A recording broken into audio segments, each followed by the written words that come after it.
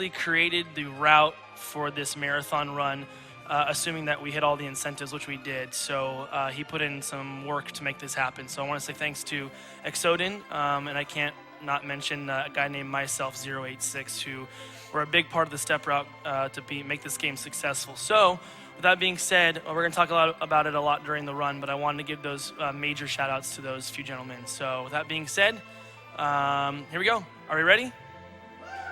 Okay. All right, here we go. Countdown in 3, 2, 1, go. Wow. So, I mean, we already did a little roll call, but we can do one again. Oh, well, I'm Catastrophic 4. I'm Poexel. And this is Final Fantasy IV, originally released as Final Fantasy IV in Japan, and when it was brought over to the States, it is Final Fantasy II.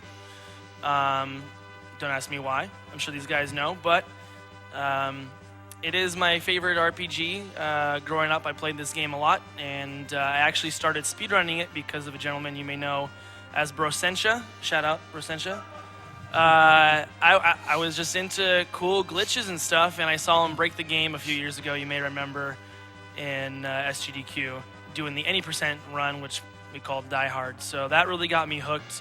And I said, you know what, I can do this too, and sure enough, here I am today. So, yeah. The first thing that we're going to talk about a lot as far as this game goes is there's a lot of, since the last time this was run, I would say there's like an hour's worth of new strats, like not literally, but there's quite a bit. And there's a lot of manipulation that's gone on, and we kind of figured the one thing that slows us down a lot in the game are encounters. After optimizing boss fights, encounters are what kind of slows us down. So the first, give or take 15-20 minutes, I'm going to be talking about or executing step route manipulation, which would be the first time shown off in this run in a large marathon setting. But I'll give you a basic rundown as best I can, and then I'm sure Puex will give a much better explanation. But long story short, to manipulate encounters in this game, once you turn on the console, you may have saw me starting to do a bunch of resets and doing some pre-manipulation.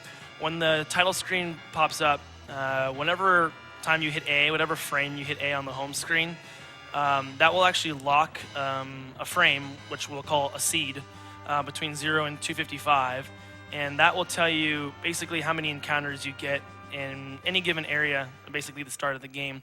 And the best way to explain it is that certain areas will increase your step counter. So for example, if I was walking here in Barren, there's certain steps here in Barren that if it was on the world map, I would be getting encounters. So what I did is I manipulated the game to hit seed 92, specifically to get started. So that way, all the encounters are pretty much right away at the start, where there'll be basically an encounter on step 50 in that seed, and there's 49 steps in Baron. So I'll be taking an additional step to avoid that encounter, and I'll have no encounters all the way through the first boss. That's a small explanation of how it works. A lot of coding and detail went into this, but I'll save that for if you guys want to talk to Exodin or myself 086. It gets quite complicated, but luckily I had Exodin get this route for me going, and I'll be able to use step manipulation if things go well the entire run. Not only does it help save encounters, but it helps find the grind fight towards the end of the game. The only time we'll ever do any leveling, that fight is random, but we've learned to manipulate it by doing certain steps. That being said, I'm sure Puexel can give a little bit better explanation. Well, that was a great explanation. I mean, just the main thing I'd add is that every encounter seed in the encounter system for this game covers 256 steps of movement in areas that count on the step counter.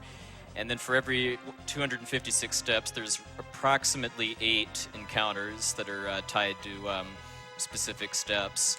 And if we know which seed we're starting on, then that can all actually be routed out. And like a typical run-through of this category, which we call any percent no 64 door glitch, which if you saw Brosentia's run from SGDQ 2013, he played the game as normal until, for about 2 hours until he got to the Dwarf Castle. and then did a series of basically wrong warp and memory corruption glitches in order to end the game directly from there without continuing in the story. So this category, which was actually last featured in AGDQ 2011, the first AGDQ, just basically just bans that one specific glitch in order to just let us play through pretty much the entire game as intended. Although we're going to be doing a lot of unintended things in the game too, in order to win fights low level. So just back to the seeds for a second. So when we've routed out and know which steps that the encounters are going to fall on, we can take advantage of that by, like you noticed a bit there ago, No Cash walked back after he stepped on that chair there. That advanced the step counter by 1 and then canceled an encounter that he would have gotten as soon as he left Barren Castle. Yeah. And because Seed 92 is very heavily front-loaded in the 256 steps as far as where the random battles fall, he's missing all of them because they count when he's inside Barren Castle. So doing that lets him get all the way through the first dungeon, the Cave of Mist, with no battles at all. It probably saves about maybe 30 seconds on average over just starting a run with no manipulation. It gets pretty confusing as far as what steps count and which ones don't. So for the example there, I use the chair as just a reminder, as an indicator, because in that room, all the other steps count towards your step counter, but that stool doesn't for some reason. So you can actually take it anywhere you want, but that's a good indicator for me to remember. But it gets pretty crazy throughout the run. There's a few castles that are like, I'll be counting steps and like, what is he counting? He's just walking, because certain steps count towards your step counter and some of them don't. Doing that one step, cost me a split second, a half a second, less than that, but it saved an encounter, which could anywhere be between 8 seconds to 20 seconds if it's a back attack, and which will also come up a lot in this game as well. Yeah. So we'll just kind of touch on the little nuances of the step manipulation as it comes up, but I'll just kind of close by saying that a typical run of this category, I'd say on average, has like about 150 random battles or so, give or take maybe 10 or so, and then doing this manipulation for the full run can cut that to as low as like high 120s, low 130s, so that saves several minutes over the course of the run, along with guaranteeing what would otherwise be a really difficult bit of RNG when he gets to the Giant of Babel. Hey, Velociraptor, just want a reminder for the names for Cecil and Kane, which we'll be doing right now. Yeah. So unfortunately, the Cecil one is 7 characters for some reason, so you'll have to just kind of work around it. No Cecil's worries. gonna be Toji Sucks, Okay. and Kane Shoutouts will be Lemmy. shoutouts to the Kingdom Hearts community for pooling their resources behind a Final Fantasy name again this year. Yeah, thank you for that. That's awesome. Like he said, we needed 6 characters. It's 7 characters, so I hope you don't... thank you for your donations. Hope it doesn't... probably going to do TOJ. Sucks. So, here we go.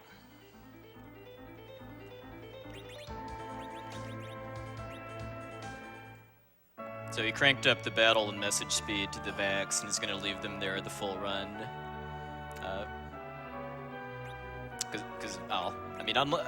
If people have seen like runs of Final Fantasy V or 6 where the battle speed is more of a difficulty setting that just affects enemies, in this game it affects you as well. Previous routes for this category involved slowing down the battle speed for certain fights, but we found enough strats and optimizations to the route to make that no longer necessary.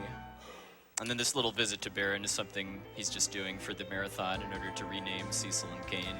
Yeah, with the step route being factored in, it's important we kind of mapped out where to name the characters, and also assuming the extra battles would have been met as well. So those are all mapped out specifically for step route. So if I'm doing them in certain areas, that's the reason why, which we'll be doing Rosa and Rydia in about 30 minutes. Yeah, it's after the cutoff for that is going to be after No Cash defeats the Antlion, which is roughly 30 minutes into the run. So get those donations in if you want to try to snipe one of those names.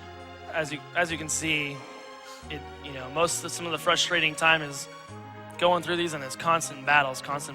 But luckily, no battles. That's the benefit of the manipulation. All right, so this is Mist Dragon, the first boss, which, like in the other Super Nintendo Final Fantasies, is kind of a tutorial in the active time battle system.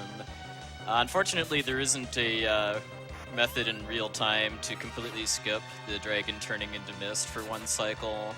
So he's just going to get a couple rounds of attacks in, and then he's going to use an audio cue in the music to get Kane into the air at a timing when he'll land immediately after the dragon reforms.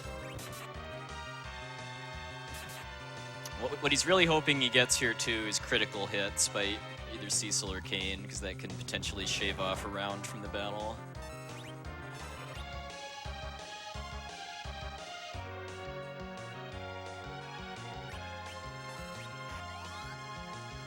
All right, and then during this text message here, he's actually doing a bit of inventory manipulation as a setup for a glitch that he's going to be doing in the very near future.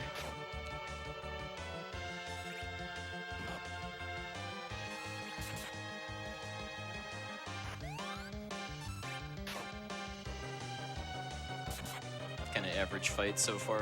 He'll definitely win before another miss cycle, but Yeah, could have been a little better as far as his damage output. I'm gonna jump just in case. All right, very nice.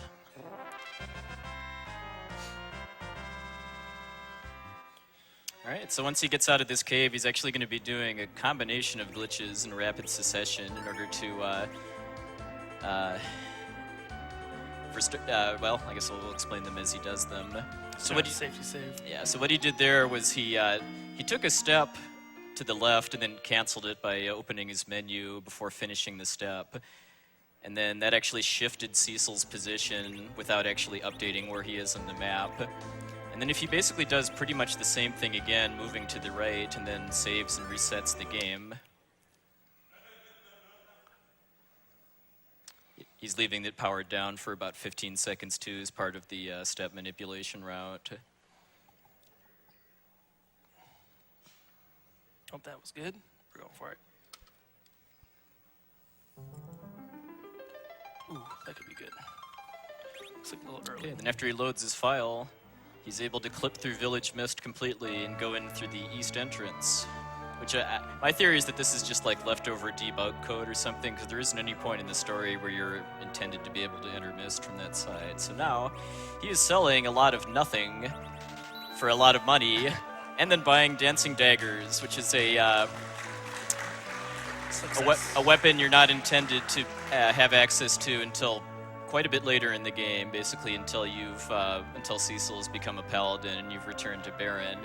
And then he's also, before he burns down Mist with the package from the king, he's also going to be looting Rydia's house here for a couple useful items.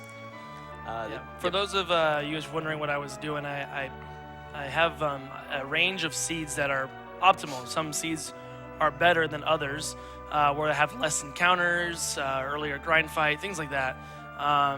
And I have a select range, and so at home, it is console and cartridge specific. It could be different based on what console you're using. So for my specific one, I know that the range of seeds that I'm hitting for is a certain time after I hit my console on. So I literally have my iPhone with a timer, and I timed about 3.5 seconds is my goal, and that will hopefully get me to the range of seeds that is ideal.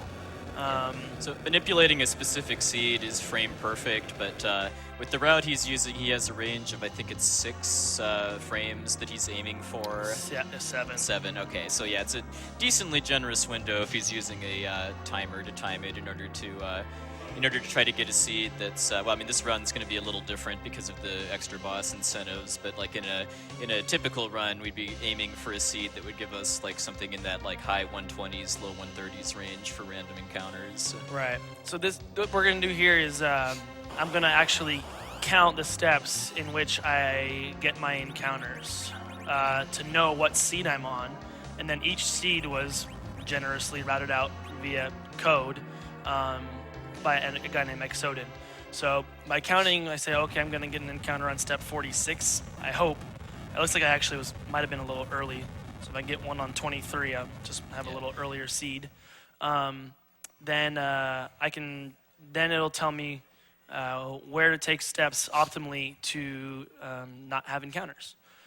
Like I said, some are better than others. I personally think I was a little early, but my goal here is to have 0 encounters to Kaipo, but I could have possibly 1 if I was a little early. It's no big deal. It's just some are better than others. I'll still save time by doing this. Yeah, no matter what he gets, he's still going to be able to manipulate that grinding fight. I think I was early. Yeah, we'll see if he gets a fight before he gets on. All right, looks like he's good. So I might be in the ideal range. If I thought I was early, the goal is to be on 29. So we'll see. So I will be using my laptop just at the start to see where the steps I'll take, and then I can back up and actually run.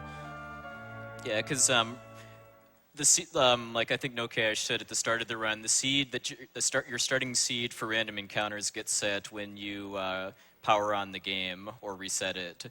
Because it's basically when the Final Fantasy II, in this case, title screen is up, the seed is changing every frame. So because we had to reset the game in order to get through Mist, that changed his seed.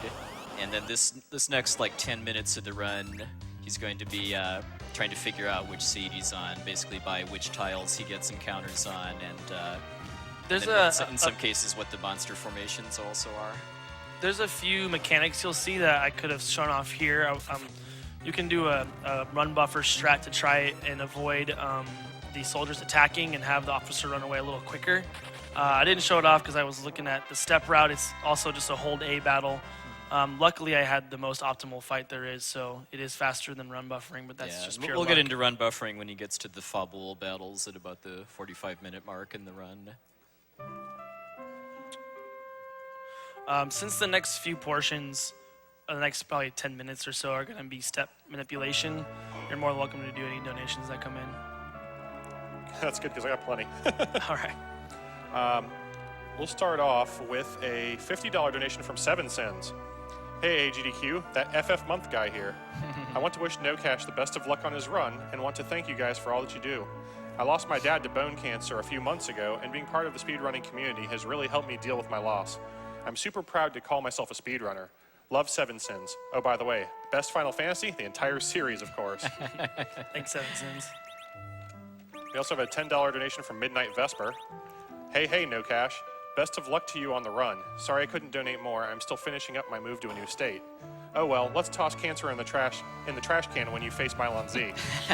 Thanks, Midnight Vesper. All right, so if okay, sorry, go ahead. if I can butt in just a second Sure. here, he's taking this little step to the side here, and that actually makes him exit Kaipo on the east side instead of to the south, like the default, and that actually saves 2 steps of movement on the overworld that would be advancing the step counter for random battles.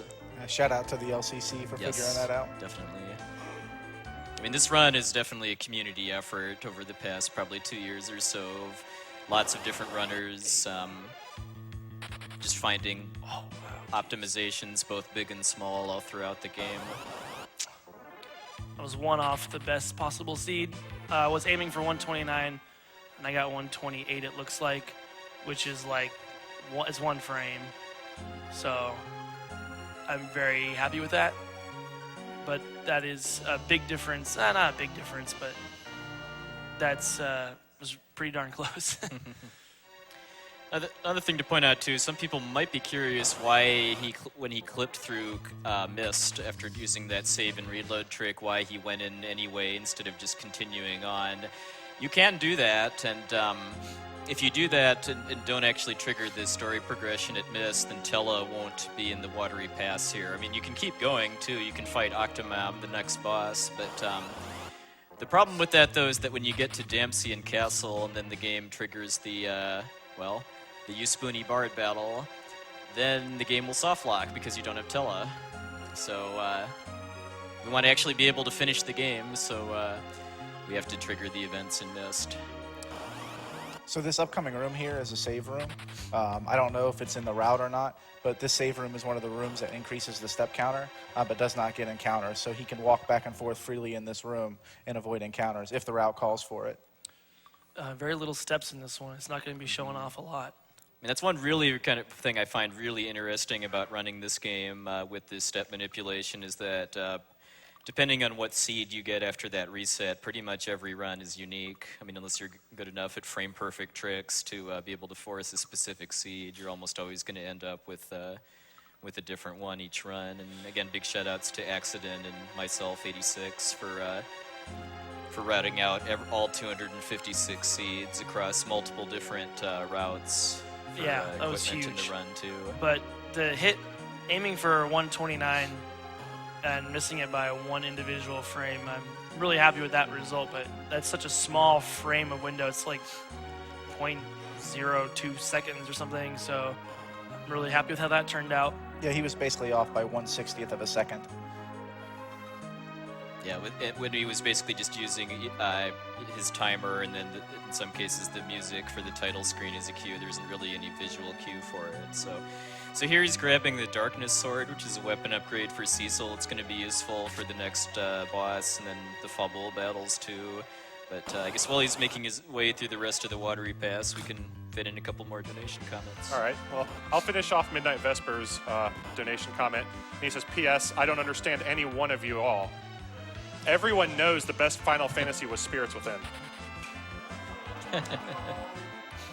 Oh. Okay, I lied. The reason you may have noticed Rydia, who's only level 1, was only taking 1 damage despite getting hit in the back by attacks from those monsters. And that's because when he was still in Kaipo, Nokash equipped her with the Tiara helmet, which he got in Mist from Rydia's house. And yeah, Tiara, also known as the Gold Hairpin, is an extremely overpowered piece of equipment at this point in the game, because you're not meant to have access to anything in Mist until after you've become Paladin. Yeah, everything he picked up and missed and bought is literally used throughout the entire game. The dancing daggers are used in the final battle. They're extremely overpowered pieces of equipment. That's not how you spell alligator, by the way. This game has some notable typos in the monster names. Leviathan. Yes, and Crocodile says hi, too. You can kind of see my walk to the waterfall was really good. Not a lot of encounters, and then you get here, a lot of encounters. So I won't be showing off too much today because not a lot of extra steps. But the point is that at one point I'll actually get the grind fight, which will help. Yeah, and then also mentioning that if I make one misstep, the step route's over. I could recover possibly, but it's difficult.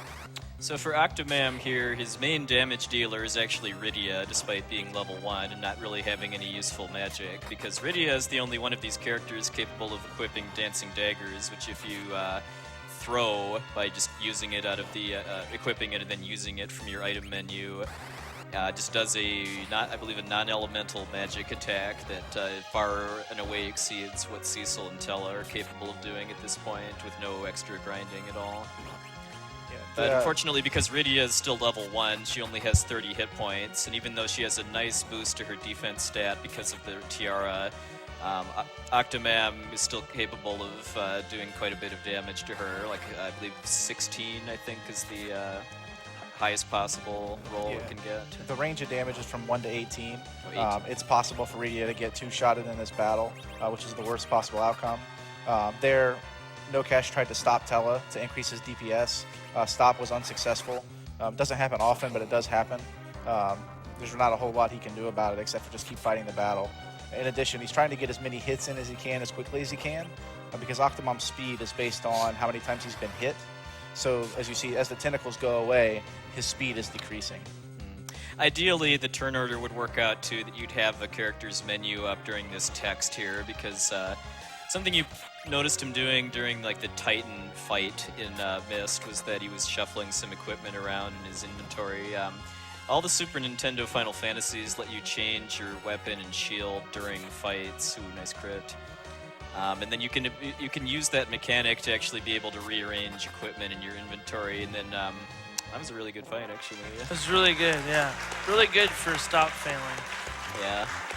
So you can use. So he's going to be using that pretty much any time he has like spare time because of like in battle text or lengthy spell animations in order to get any items that he's needing in the near future to the top of the list. Just because the menu in this game is actually pretty slow and laggy compared to the most of the rest of the Final Fantasy series. So he's trying to minimize the amount of time he has to spend in the menu scrolling the cursor up and down.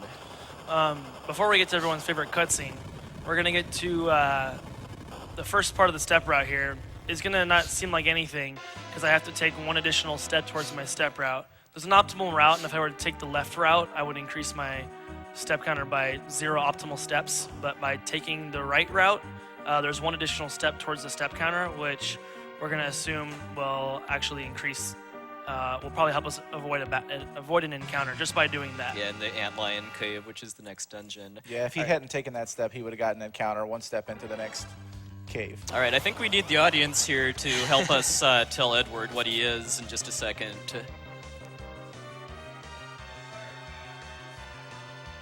It's after the second hit. You spoony bird! He sure is spoony.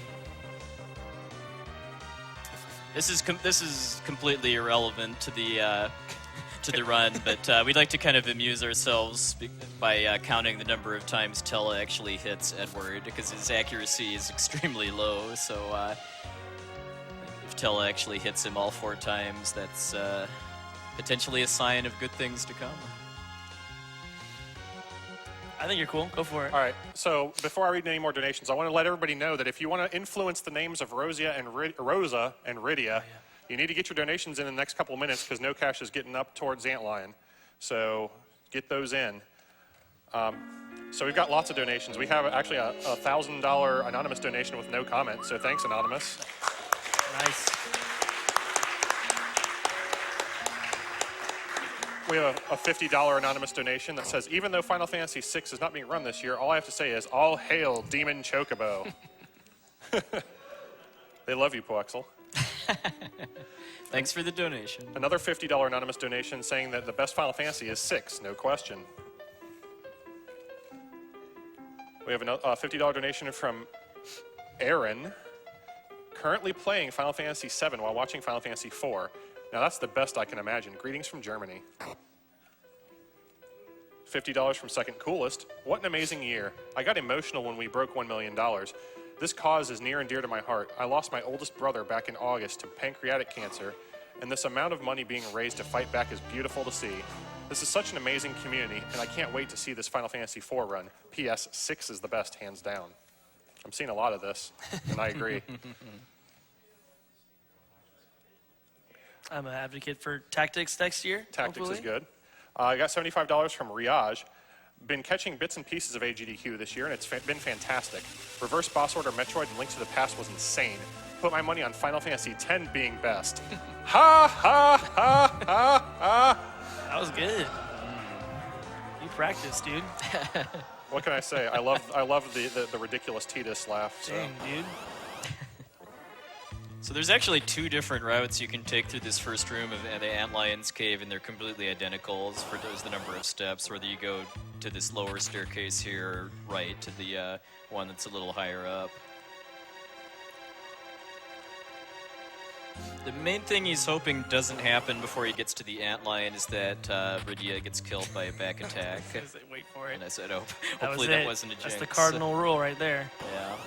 There is a Phoenix Down, or a life potion as it's translated in this version, that he can pick up from a chest that's right along his path, though. So I imagine he's probably going to do it for marathon safety. Here's a small mention that right now the world record for this run is a 3:08:31, and back before Step Route was in here and throwing drain spears with edge and doing the most optimal route, it was in the 3:20s by a guy named Abdo Jr. But it's definitely changed a lot since then. I currently have a 3:09. It's a really great time, and today with all the extra things that we'll be doing, you know, the estimate's a little bit higher, so it can definitely be a much more optimal time, and I encourage those to go watch the top runs. online as well. All right, so this is Antlion. This was kind of a difficult boss before the Dancing Dagger strategies were discovered, because Antlion normally counterattacks if you physically attack it, but because Dancing Daggers count as magical attacks, all you need to do is have Edward and Rydia throw them, and bye-bye. Shadow.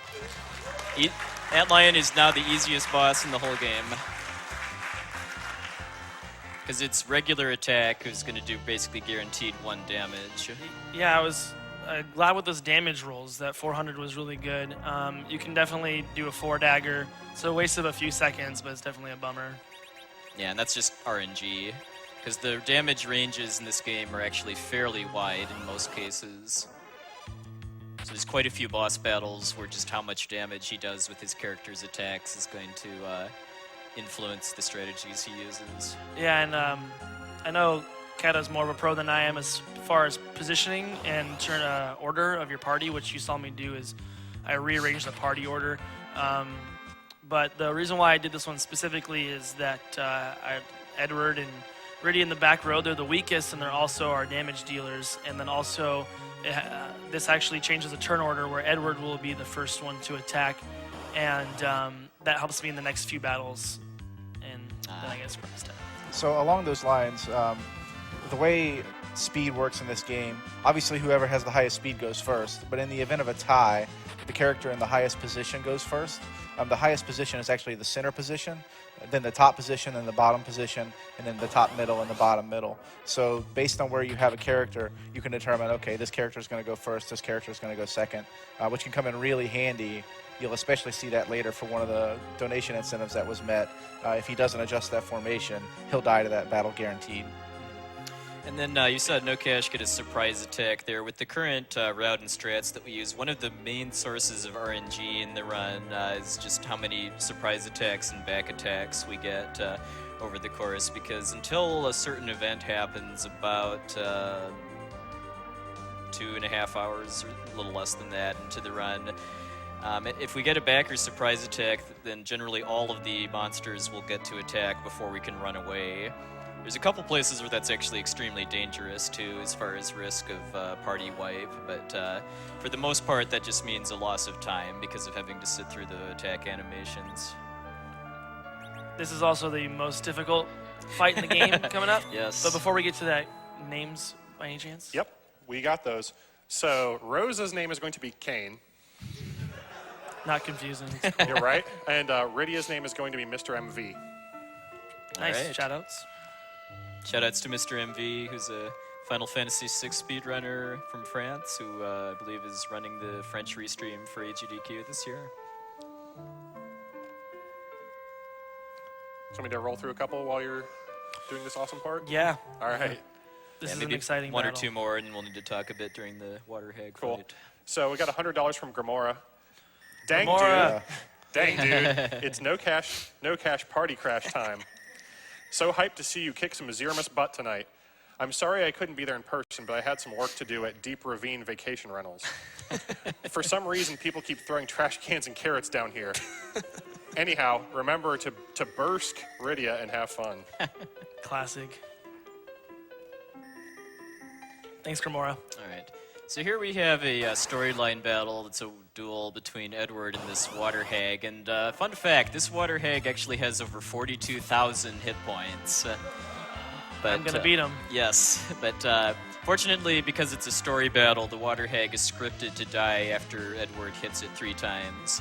And in previous routes for this that didn't use the Dancing Daggers, this was actually a legitimately dangerous fight because Edward at level 1, which he would generally be at because of dying to Antlion with his Dreamer Harp, has a pretty low hit rate. So getting those 3 hits can sometimes be rough, and then at only 60 HP, generally 3 or 4 attacks from the Water Hag will kill him. But with the Dancing Daggers, more HP, and then being in position 1, the middle, he's got a pretty much guaranteed hit rate, and then can get those 3 hits without any real danger.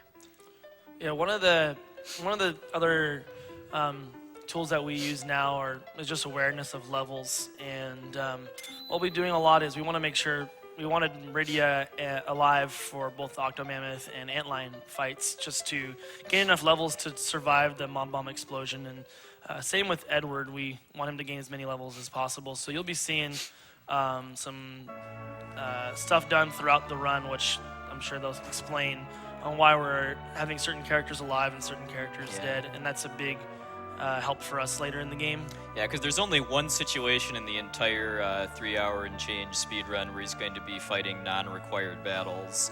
So he's going to be getting as much bang for his buck out of the forest battles as he can, as far as how he distributes the experience points.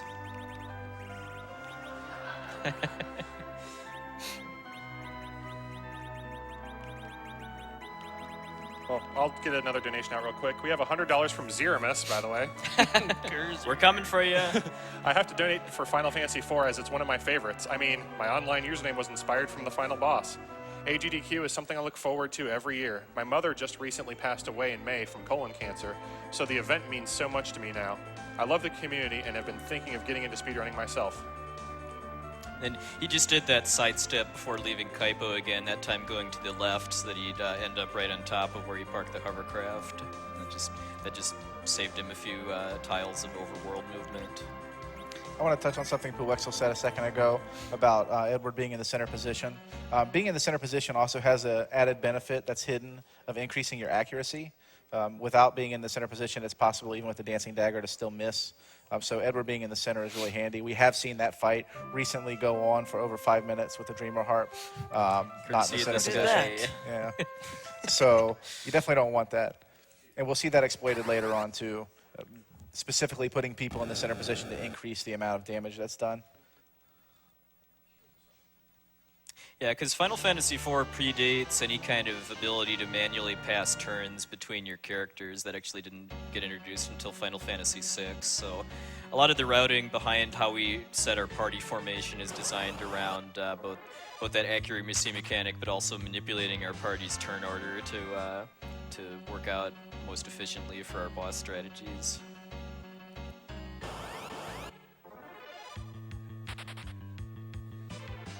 So we're coming up here on a scripted fight. The scripted fight ideally is only going to take 3 rounds. It can take 4 or 5 if you're really unlucky. So we're hoping for this battle to end in 3 rounds. If not, it's not the end of the world. It's just a little bit of a time loss. Yeah, if it goes really badly, Yang can get beat up pretty badly here too, and potentially be at risk of dying to Mom Bomb, but that's extremely rare. So even though this is a scripted fight, there is RNG to it, like Kata just said. Oh, that was a nice kick there. So this should be pretty much a guaranteed 3-round Yang fight here, even if he misses his punch. Each of these imp captains have 37 health. You'll see later in February we'll also be fighting them, so crossing your fingers for 37. That was a good fight. Good fight. All right, so then Mom Bomb is a 3-stage fight. In this version of the game, for this first phase here, he has to do 800 damage to Mom Bomb in order to get it to phase change. So a little variation depending on like how much damage he gets in from his dancing daggers and like what Mom Bomb does. Because Mom Bomb hit Edward pretty hard, he's having Rosa cure him in order to guarantee that he'll survive Mom Bomb's explosion. All right, so he's got his 800 damage. So now what he's going to do is Mom Bomb's going to change, and then this phase, all that you need to do is wait for Mom Bomb to explode. And then he was using that text box as a cue to cue Yang's kick so that some of the charge time for the action would go well in advance. So then he'll get the kick off before any of the bomb ring attack. Yeah, and then in this fight, he's killing the enemies in a particular order. If everything goes smoothly and he kills them off in the right order, he should only get hit 1 time if Rosa does her job, which she did. Mm-hmm. He had Rosa specifically target the bomb that took the most damage from Yang's kick in order to maximize his odds of Rosa finishing it off. And then the gray bombs have a lot more health than the orange ones. That's why he's using the dancing daggers on those and then having Cecil, Yang, and Rosa go for the others. And that was a good Mom Bomb fight. That was really good. Wasn't optimal because I had to do an extra dancing dagger and a cure. It's a loss of a few seconds here and there, but it was overall very good. Yeah, the main thing we really wanted to avoid in that fight was for Edward to die. Nocash did have a life item that he could have used as a backup, but like in a normal speedrun, you probably wouldn't have that. And that's bad because that means that Edward misses that experience and misses a level up, so then he'll be a little bit weaker for the Fubble battles, which he surprisingly is a key player for. Yeah, as bad as Edward is for the regular game, he's just as good in the speed run. All of his damage attacks are doing 300 plus damage every time he acts. He's quite overpowered here. Yeah, because when we do the Fabul battles coming up here, Rosa and Rydia get unfortunately removed from the party, so that only leaves Edward as the party member that's capable of using dancing daggers.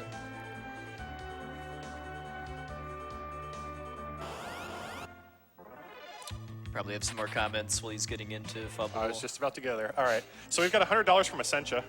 Hey, Thanks, Sancha. Sancha. And she says, obviously, the best Final Fantasy is Final Fantasy VI with no Demon Chocobo. I would never support the Demon Chocobo. We have a $130 donation from Cyberbot X.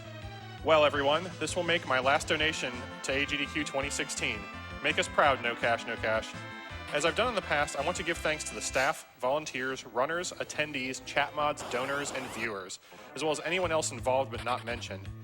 It is thanks to everyone involved that makes these marathons a success. This has been an amazing marathon and still isn't over yet. Keep donating, everyone, and push the marathon to an awesome ending. Hope to see everyone again at one of the future GDQs. And since talk of favorite Final Fantasy games is abound, I'll say that Final Fantasy VI is really my favorite. Although there is also the joke entry of Final Fantasy Adventure. It's a good game. Yeah, it's not really a Final Fantasy if you want to be technical, but it's a good game. Good speed game. So of note here, just a little thing. You can mash with a lot of buttons on the controller. A lot of people like to use select or up or whatever. You can mash with B, and if you mash with B here, you can actually tell the king, no, you're not going to help him. Yeah, and if you do that, that means you have to go through this whole cutscene again. So here we're going to be using the can't run mechanic, the run buffer mechanic. And this will help us ensure that Edward gets his attack off before the guards attack, thus giving us a better chance to survive through these battles. All right. So what he's going to be doing is as soon as Edward's menu starts to appear, he holds L and R to make that can't run message appear. There's a fairly tight timing to it that takes a decent amount of practice to get consistent at. All Nice right, fight. Ooh, good nice start. fight. So what happens is that when that message is on the screen, the ATB doesn't advance.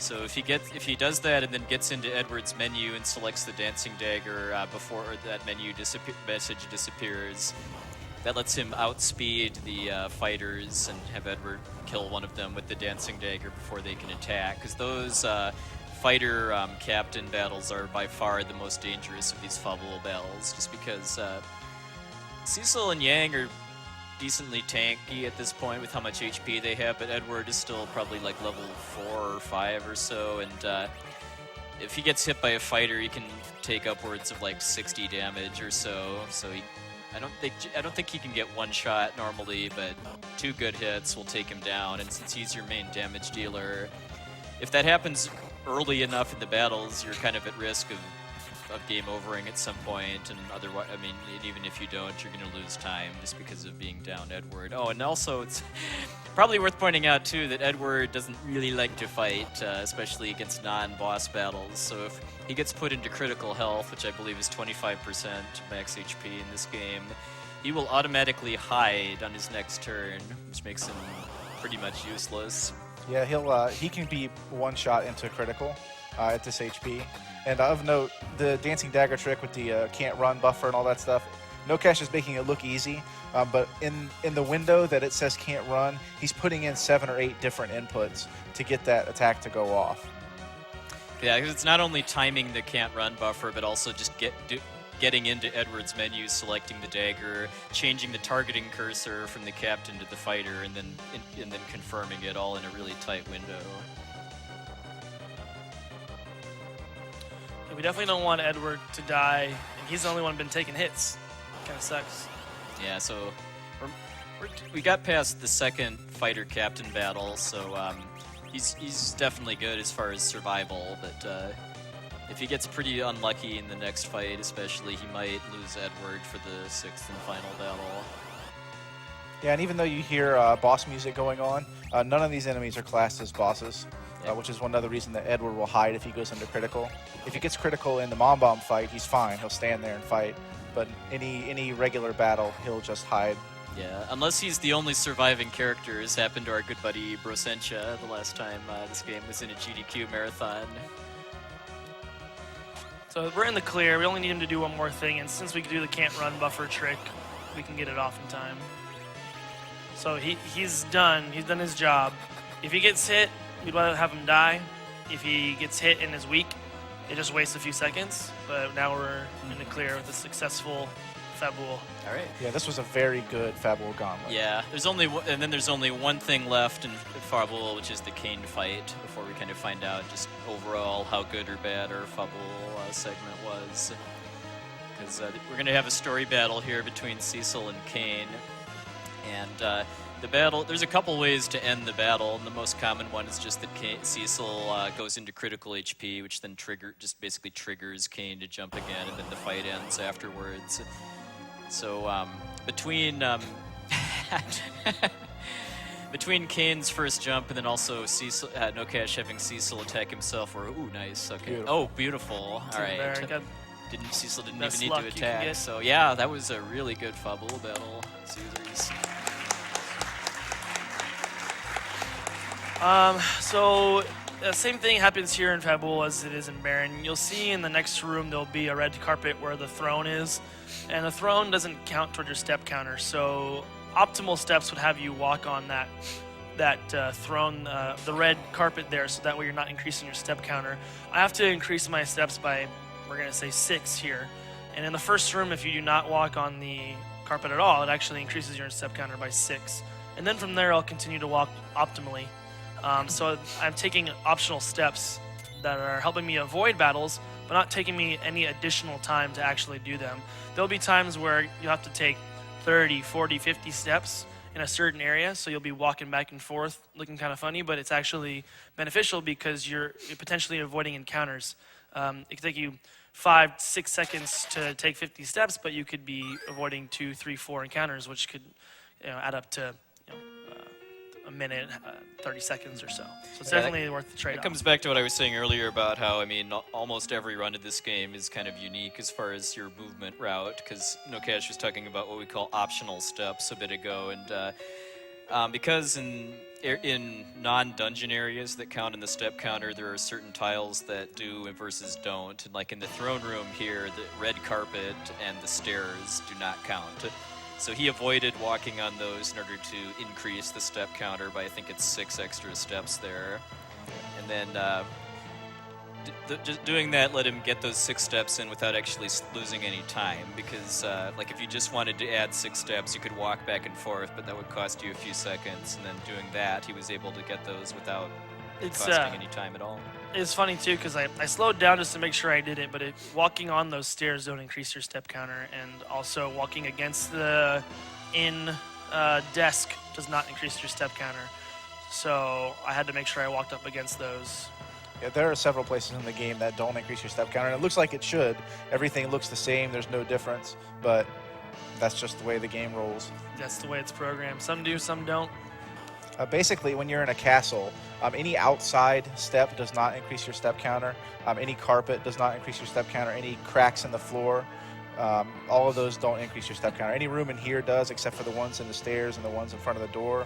Yeah. And none of these do. I just kind of like to think of it that non-standard floor tiles, as far as the graphics, don't count in castle areas. One of the things that's toughest for me sometimes too is actually just the walking itself. I mean, one wrong step and it's all over. Yeah, but it's tougher than you think sometimes, even though it's a slow-paced game. Right. Of note, the only thing, like we keep saying that he's manipulating when he's getting encounters, which is true, but he's also manipulating what encounters he's getting. the seed that he selected at the beginning of the game and that he got when he reset, it didn't just say you're going to get a step, you're going to get an encounter on the 6th step. It said you're going to get this encounter on the 6th step. So also he's taking steps in certain places to guarantee that he gets one particular encounter way later in the game. Yeah, but unfortunately, the back surprise and preemptive attacks are not controlled that way. There's separate mechanics that I don't really fully understand myself that are basically calculated on the frame that the fight loads. So here, we're going to lose a few of our members, actually all of them, party members. That would be why he swapped out Rydia's helmet before leaving Fubble Castle, because any equipment that Rydia has typically end game gets lost, basically. So he wanted to get that tiara back off so that he could use it with other characters, and then the rest of the stuff Rydia had we don't need. So I guess Raptor, let's have a few more comments. Great. So first off, I just wanted to remind everybody, AGDQ last year raised around $1.4 million, and SGDQ last year raised around $1.2 million. We're getting close to $1.2 million now. Get your donations in. Let's wreck both of those totals. Yes. That being said, we do have a $1,000 donation from Peter Andrews, which simply says, let's get some $1.2 million hype.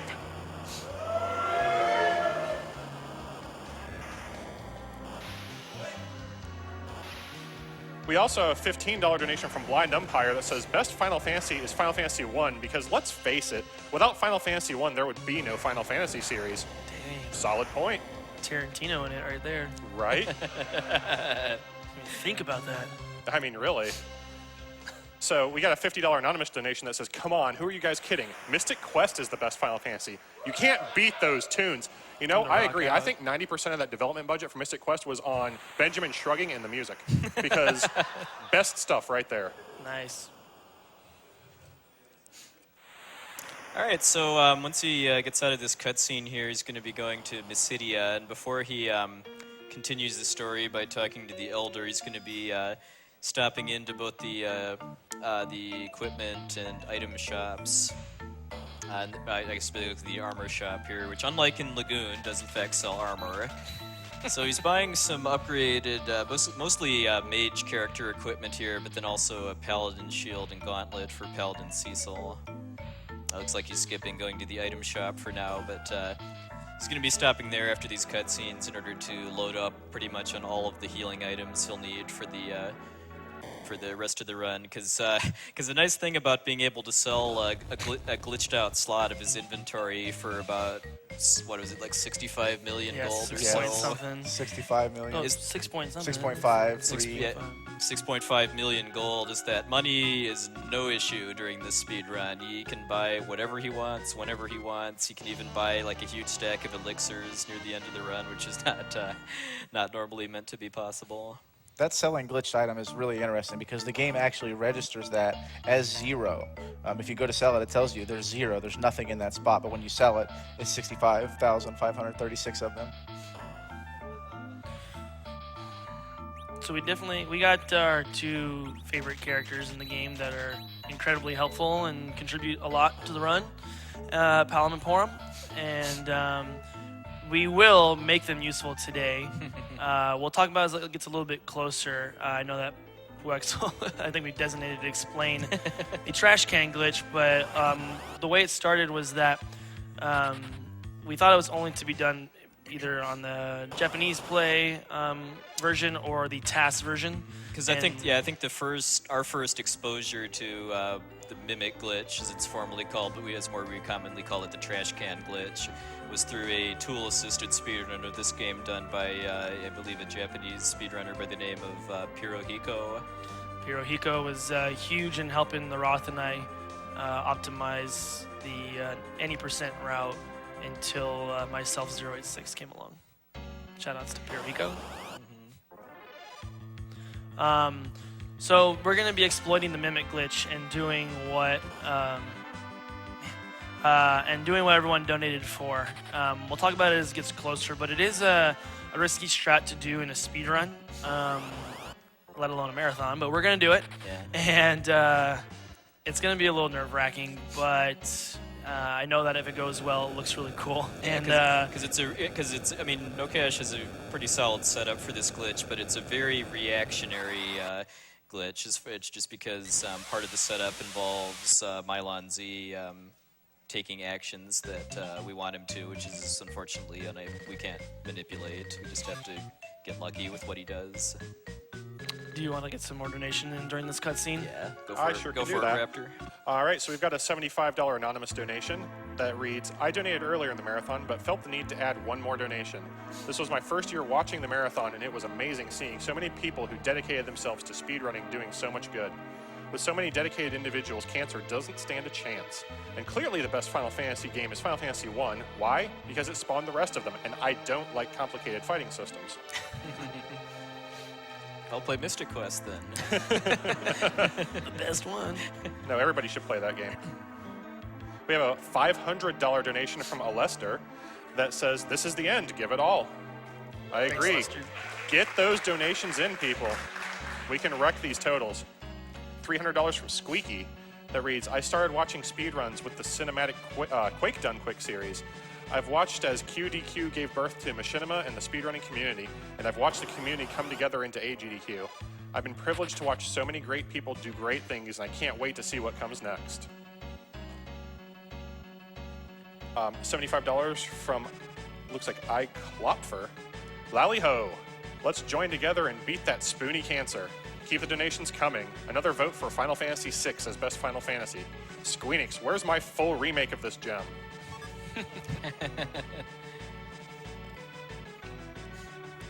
$50 from Crashdown that says, hey guys, may the Demon Chocobo bless this run. Final Fantasy VI is best. $50 from Big Time, last donation of the marathon. It's been an awesome week watching this event unfold. Thanks to all involved. New AGDQ donation record hype. Get your donations in to make that happen. We got $200 from Flick that says, thanks to all the runners for a great week of raising money to fight cancer. And by the way, everyone knows that Suikoden 2 is the best Final Fantasy.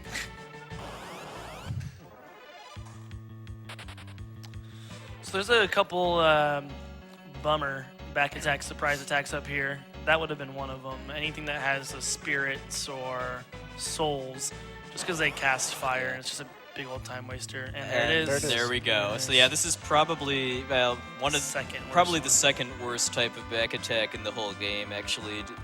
Although I think there's a formation that has 4 spirit type enemies, but anyway, as you can see there, they always cast Fire Wand in their first turn, which has a couple seconds of animation, and then the zombies all attack too. So he's not in any real danger of death, just because Cecil's pretty tough here, but he loses good like 20 plus seconds to a back attack by that formation.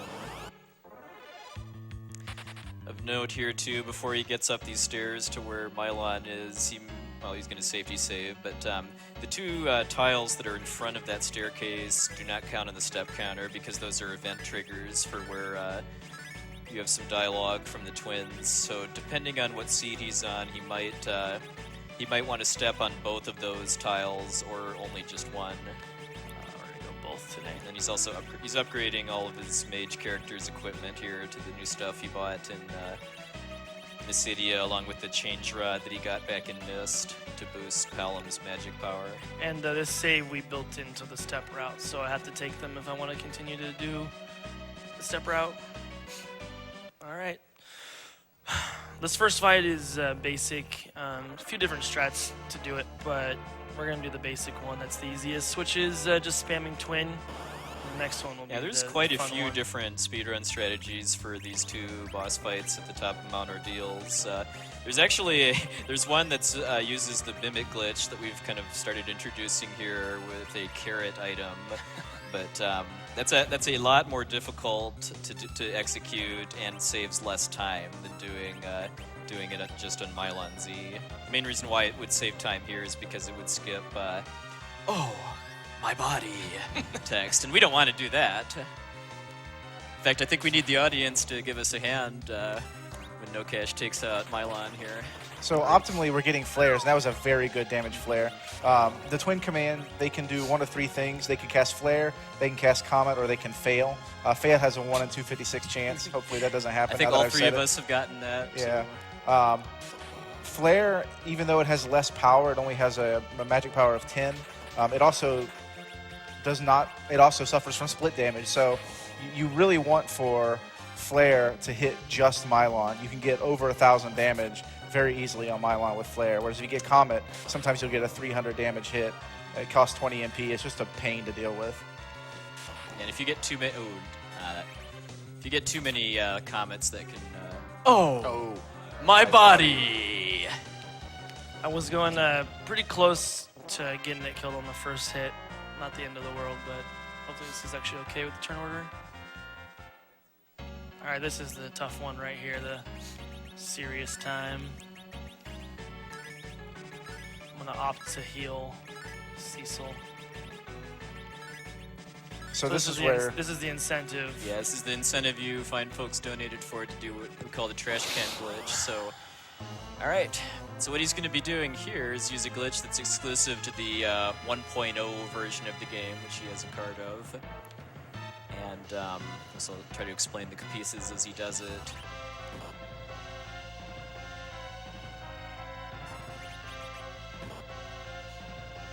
So what he's going to do here is he is going to queue Ice 2 onto Porum. the turn order is messed up because she doesn't gain a level. Yeah.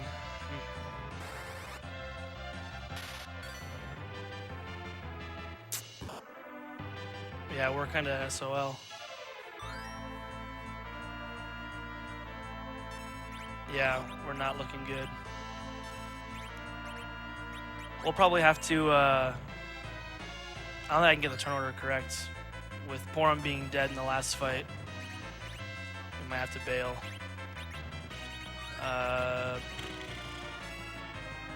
And I can try to go around again, but the odds. Reset and go for it again, or see if we can do it after the run, I guess. Yeah, I have a save for it, but it's not looking good. With the turn order being dead with Porum dying, it's not good. Yeah, because doing that glitch did require that he queue Ice 2 from Palom onto Porum, and then queue the Twin Cast ability before, immediately afterwards, in order to set up a Mimic glitch that would culminate in being able to use the trash can out of his inventory as a combat item, which is very much not Yeah, intended. sorry everybody. Well, resetting and doing it again is going to throw off the step route and possibly waste a lot more time later. This is one reason why it's not good for marathons. That one could have been prevented if I had brought back Porum in the previous fight, but unfortunately it was not meant to be. If there's time at the end, I'd be happy to show it off again. Okay. So he's switching to a different strategy here, which is just throwing Cure high potions, also known as Cure 2s, to do damage, along with using Twin as much as possible. Yeah, it's not the way I wanted it to go. I just know that resetting stops the step route. I had to fight Mylon again. I would have lost a lot of time. And I have a save if it's possible at the end. I'd be happy to do it. Sorry, everybody, but that's part of the marathon route doing it. All right. Thanks. All right, so hopefully we'll have time to show off that glitch after the run before we wrap up AGDQ 2016. But You can, after the end, it could take a minute because it's saved. I don't have to fight Mylon. I can just walk over there and go for it, and hopefully it'll be nice and fast, but it's a bummer. yeah. All right, so anyway, here we've got, we're coming up on the Dark Knight fight, which after Cecil becomes a paladin here. He has to face the evil within, and it's meant to be a scripted storyline fight where you have to defend for several turns, but that means there's a bunch of text that comes up too, which is kind of slow. And the Dark Knight, this version of the game only has 1,000 hit points, and Paladin Cecil can equip dancing daggers. So shout-outs to Nerm, who figured out this skip here. This saves a reasonable amount of time, and it's really fun to watch.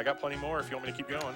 Nothing going on. Yeah, maybe All one more, and then we'll We got to teleport across talk the ocean. about That's stuff. all. But actually, before you get into it, though, depending on the seed route, too, you might need to take some extra steps in the Serpent Road here, because the Serpent Road is a castle terrain, and the steps here count in the step counter. Unfortunately, no steps. I got no steps to the whole thing. All right. No steps, no steps. No steps, no steps. Right on. All right. I guess go for one more, and then we'll have the Yang fight to explain. Sounds great. I saw one I wanted to give me just a sec here. I have so many to scroll through. Where did you go? Well, all right, we'll do this one then. We have a $300 donation from Dalthine that says, "Waited all marathon long to donate during the series that was my absolute favorite growing up. AGDQ is awesome, and everyone involved deserves all the praise they get." So upcoming here, No Cash, Cecil Toji is going to be fighting these two guards, and then he's going to be fighting Yang. The guards, he's just going to simply dancing dagger right through them. There is a chance that the guards can kill Palom, which is less than ideal because you want to get the change rod that he's equipped with off. But this fight went fine. And then the next fight, he's going to be fighting Yang. The Yang fight is very interesting the way it's programmed. It's essentially programmed incorrectly. There's supposed to be dialogue, and he's supposed to target Cecil only, but the programmers forgot that Cecil became a paladin. He's programmed to fight Dark Knight Cecil, and there is no Dark Knight Cecil in this fight. Yeah, so if you hack the game so that Dark Knight Cecil is in your party, this fight is fairly different. But as it stands here, once Yang, I forget his HP, but it's something ridiculously high. But after he has kicked you twice, the next time you hit him, or well, actually you don't even have to hit him, you can miss and it still counts. That will end the fight. Does it specifically have to be Cecil that attacks? Or Yeah, can it has to be anyone? Cecil for Okay. that to happen. And it is possible to kill him. As a kid, I used to always kill him. I cast Fire 3 on him over and over and over. Let's see if we get Ghost Girl here. I forgot where she was. Yeah, we're gonna. Yeah, that's just something we do to amuse ourselves during this cutscene, where we walk right through. In rare cases, we can walk through the lady in the bar area too, depending on where she is. She just after the stands there fight. all night. Like, she's there right now during a giant fight in the bar, and then she's gonna stay right there too when we wake up. So after this cutscene here too, we find out just what a horrible tyrant the King of Baron is too, because not only did he lock the door to the weapon and armor shop in Baron Town, but he also locked the shopkeepers in there too. So not only are we going to rescue them, but we're also going to buy some useful equipment here. We're going to buy some armor and helmets that, in addition to boosting defense power, also boost the wearer's strength stat. And then also some claw weapons for Yang and a rod weapon that Tella will later be using. Yeah, so the headband and the karate together increase your strength by 8. I believe the headband is 5 and the karate is 3.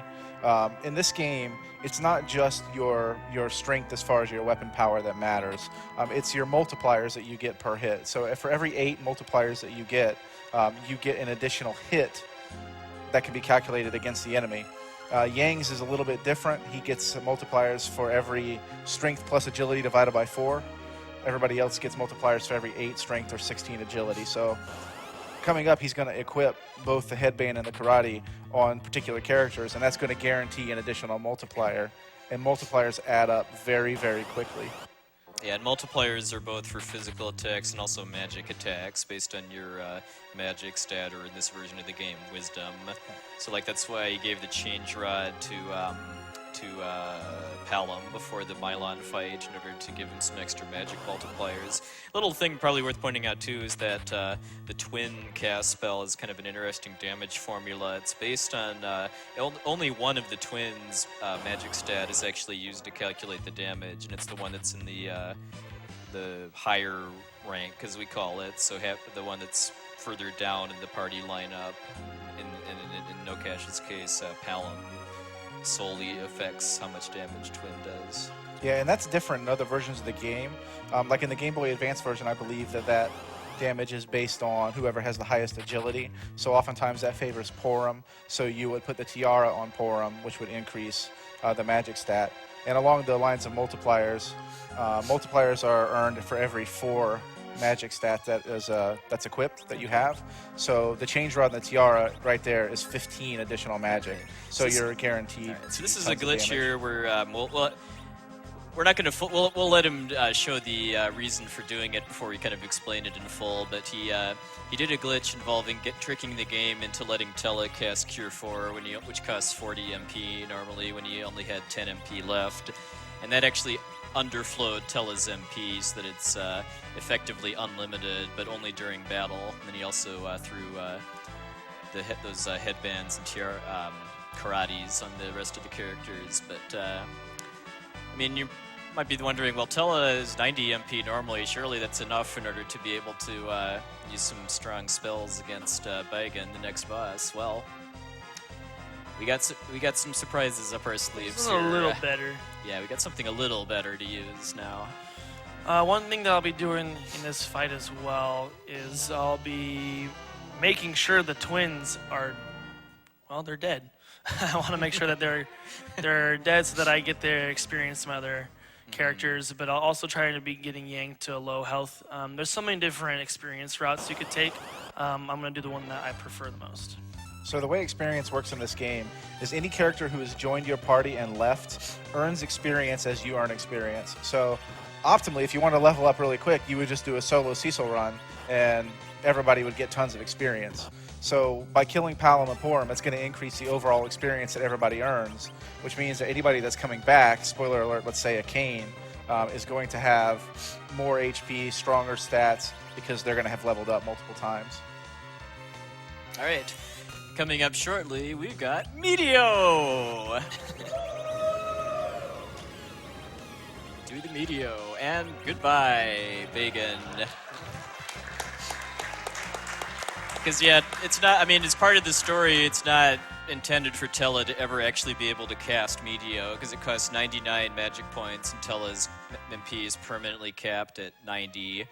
But he does technically have the spell, so using that glitch in order to underflow Tella's MP makes it possible for him to actually cast Meteo to the effect that you just saw.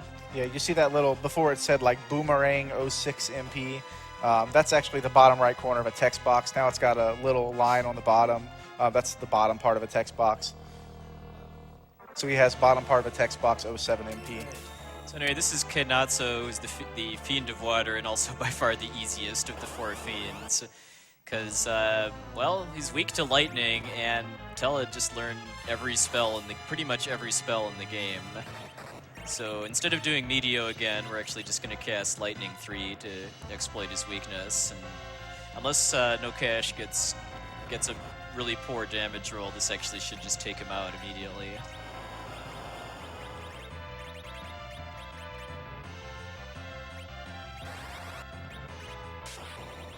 Ooh, that was low. Yeah. Kenatsu has 4,000 HP, so... That's a bummer. So in this Sucks. form, whenever he doesn't have the water shield around him, he's actually weak to ice. So depending on where you are with the amount of damage that you've done, you might cast Ice 2, you might cast Virus. I think he's going to finish him here. Yeah. That was good. That was lucky. Yang pulled through. I'm glad he was alive, actually, in that sense. I wanted him dead, but he's alive, so I'll have to take a different experience route as well. Yeah, and then the main payoff for this experience route too is just affecting characters that are rejoining later, mostly Kane, just because once Kane rejoins for the next round of boss battles after that, he's going to be our workhorse. All right, so while we get on the airship here, I think we can have some more comments. All right. Well, I have a $50 anonymous donation that I'm pretty sure is Storm Crazy Island. Big Storm. Final Fantasy IV is absolutely the best Final Fantasy, and anyone who thinks otherwise is just insane. Shout out to No Cash, No Cash. You'll do great. This donation is in honor of my beautiful daughter, Allison, who beat stage 4 neuroblastoma cancer. You'll always be my hero. Thanks, Storm.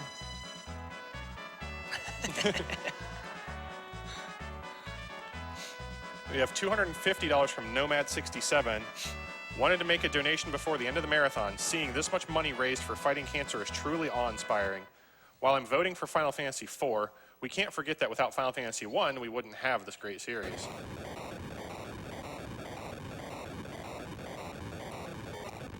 Let's also keep in mind, too, that if they really meant it when they called it Final Fantasy, we also wouldn't have this series, too. That is very true. So ready your Bible thumps, Twitch chat. No, not these two.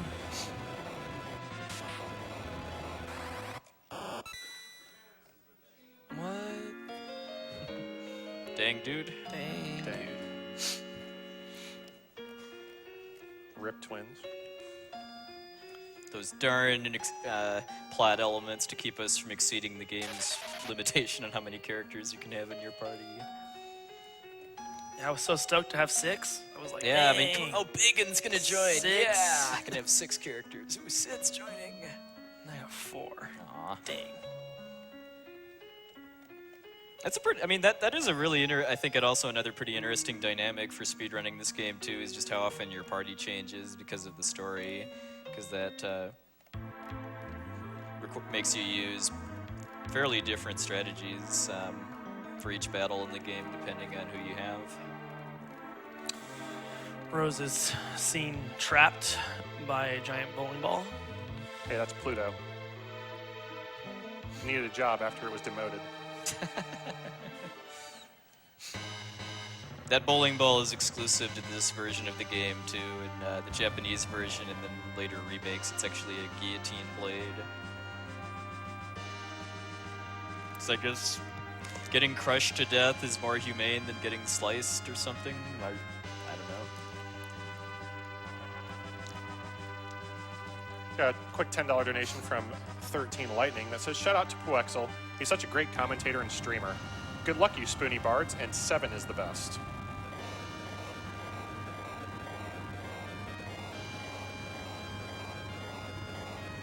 $50 from Dakota166 that says, guys, we all know Final Fantasy III is the best Final Fantasy. It has the best cast of characters and some of the most emotional moments. Kefka is also one of the few successful villains who actually destroys the world. What? You're telling me that's Final Fantasy VI? Numbers are hard. All hail the demon chocobo. Quack!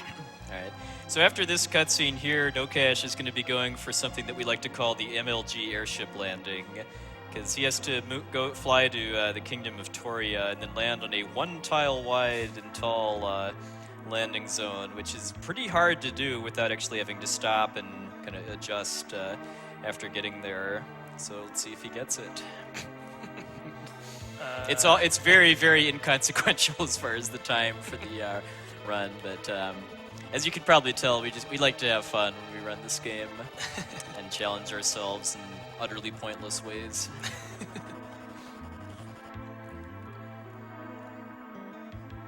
Ooh, baby. Yeah! That MLG landing, though. That deserved a round of applause. Thank you, everybody. That was nice. And the step right elements are in effect in this castle just like anywhere else. If he would have stepped off the carpet earlier, he would have taken additional steps. And it'll be the same thing when he comes back to this castle later. I don't have steps for a while, but the toughest one coming up is the the dwarf castle is a whole boatload of fun. But when we get there, I'll have to make sure that I walk perfectly and do not increase my steps by any additional steps, which is just as tough as increasing your steps a certain pattern. But we'll see. Alright, so I missed if he already did it during one of his menus in Baron Castle, but you can actually use the exit spell to exit out of certain towns and castles, including this one. So in order to get out faster, he wants to have telecast exit, but when Tella's MP is underflowed, he actually can't cast spells from the menu, only in battles. So what No Cash did there was use an Ether 1 item in order to fix the magic glitch on Tella, which then allows him to cast the exit spell. I mean, it's not the biggest deal here, but it definitely will be when he wants to get out of the Dark Elf's cave after he's finished his business there. So then, after he gets past some nasty porcupines and cats here, we get a mildly obnoxious minigame that involves catching a black chocobo, because the black chocobo moves I believe, at the same speed you do. So, and since you don't have any way to increase your field movement speed in this game, actually cornering and catching one is sometimes easier said than done. But okay. Yeah, this catch can be manipulated. The problem is it involves resetting the game, and resetting the game throws off the step route. Okay, pretty Nice. fast catch there. I mean, it is kind of a little bit of an art to actually catch what Chocobo fast, just because, I mean, generally chasing after one of them, unless they're about to like run into a wall or corner, isn't really going to work. But you can also kind of walk towards one of them and hope that it doubles back, and then you can catch it before it moves again. So I'll say it probably because by saying it, it'll happen. This cave has the home of 2 of the worst back attacks in the run. Our favorite is Big Bats or Night Bats. It's customary during a Final Fantasy IV speedrun, if somebody gets back attacked by bats, that the Night Bat Twitch emote gets used liberally. That was interesting. Healing Sid might not be a Yeah, bad that'd be idea, a good actually. idea. 'Cause, a story element in this game too is that the Dark Elf has a magnetic field in this cave because he's weak against metallic weapons, and any character that has anything that's considered metallic equipped has the hold status permanently applied, and with the way with No Cash's route, actually his whole party except for Sid, who just joined, is paralyzed. So what we really don't want to see is for Sid to either get paralyzed or killed, because if he gets paralyzed, which can happen by the mage enemies if they back attack you. Yeah, that's the second bad back attack or surprise attack. If they were to get you and hit blast Sid, then he can't move, and you can still survive, but it takes about 30 to 40 seconds. And if It's a Sid huge actually loss. dies, then it's game over. But Sid has enough HP that, I mean, that's really unlikely to happen pretty much no matter what. I mean, like, he got hit a little bit there, so he healed just for marathon safety, but as long as you're watching Sid's health, you're really not going to die here. Had a couple close calls with the bats so far. Let's see if he makes it home. Just so you guys know, Twitch chat's spamming Nightbat anyway. Vic must be there. All right. So coming up here, at the beginning of the game, No Cash unequipped the Iron Gauntlet from Kane. It kind of seemed random, but it is absolutely not random. The Iron Gauntlet is the only piece of iron equipment that he can equip that's basically not slow to equip, and it causes you to lose this battle instantly, which saves plenty of time. If you didn't do that, then the Dark Elf would spam a bunch of spells to kill you and go to this cutscene, Yeah. so we just basically speed that up by killing ourselves. Yeah, and one unfortunate side effect of doing that, though, is it cuts out one of my favorite bits of text from this version of the game, which is, "Me attack you!" But "me attack you" means that you have to sit through 3 different spell animations, potentially multiple times if they roll low damage in order to kill you. And it is possible to kill that Dark Elf in that battle, but it doesn't do anything. The game Yeah, I progresses believe the LCC put that to the test at one point. So here will be the second place where I'll be manipulating who's alive and who's not alive. Ideally, I only want 2 people alive at the end of this fight, and I'm hoping for... Well, I'm going to kill off Sid with a virus, but I'm hoping that Yang is the one who gets weakened, because we don't need Yang. He's not too cool. But if Cecil gets weakened too, that's fine. The Dark Elf uses a spell called Weak, which will put one of my party members down to a really low health, and we're just going to kill him off to manipulate experience, and we'll see who he weaks. There's also a chance of an extremely lucky event here, which is Cecil getting turned into a pig, which makes the next dungeon awesome. We do not want Tella, however, to get turned into a pig, because that means you can't use spells. So it's not ideal, but it's okay. I just don't want... I'll be okay. I just gotta make sure the weak gets off before I kill Tella. So we're gonna use our own weak on him.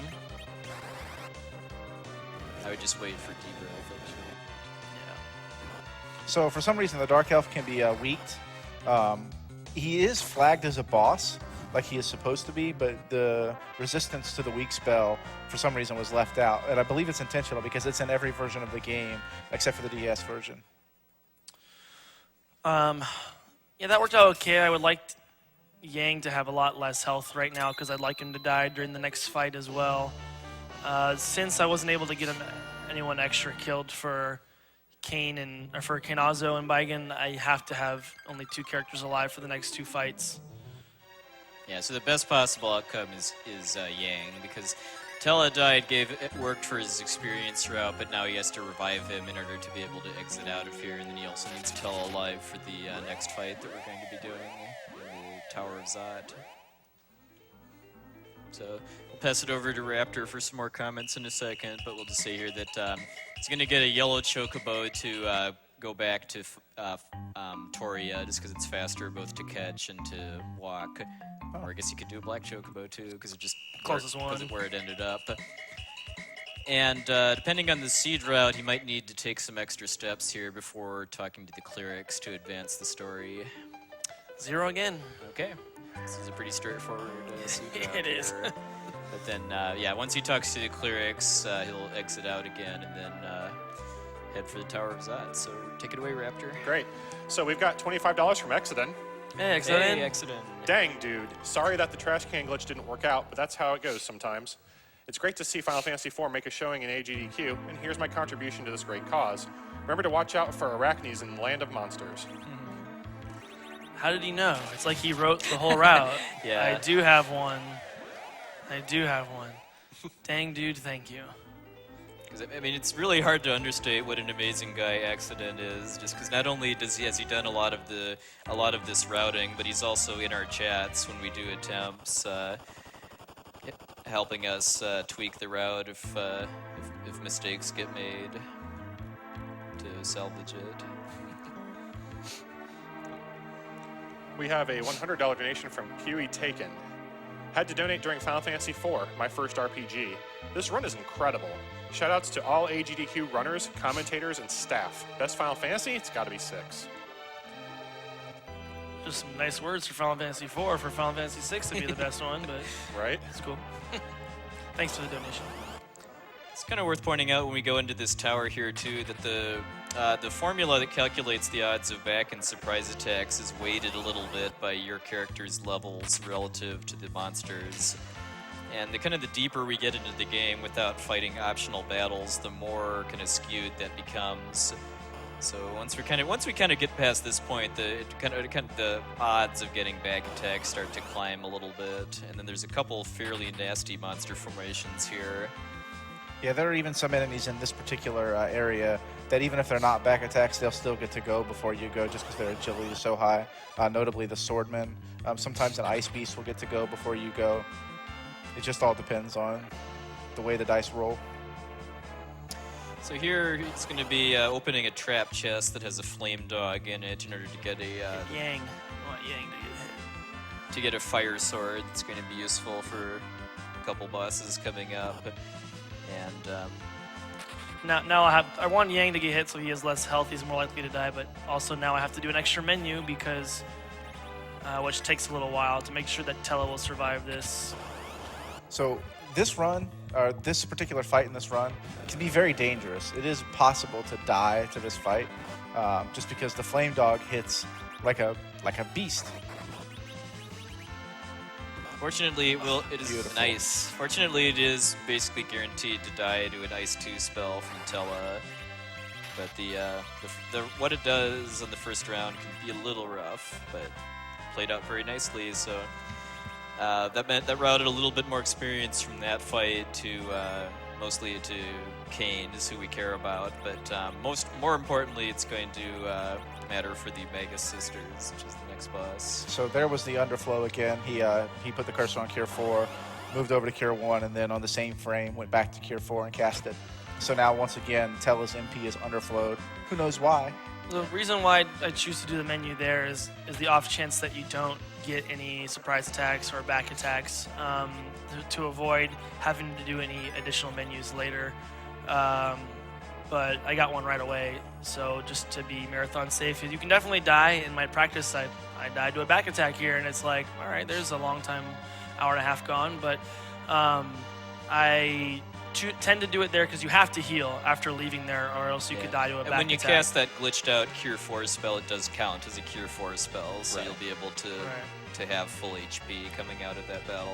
I think No Cash has the record for back attacks in this area. I have seen him get 9 or 10 in a row during a run.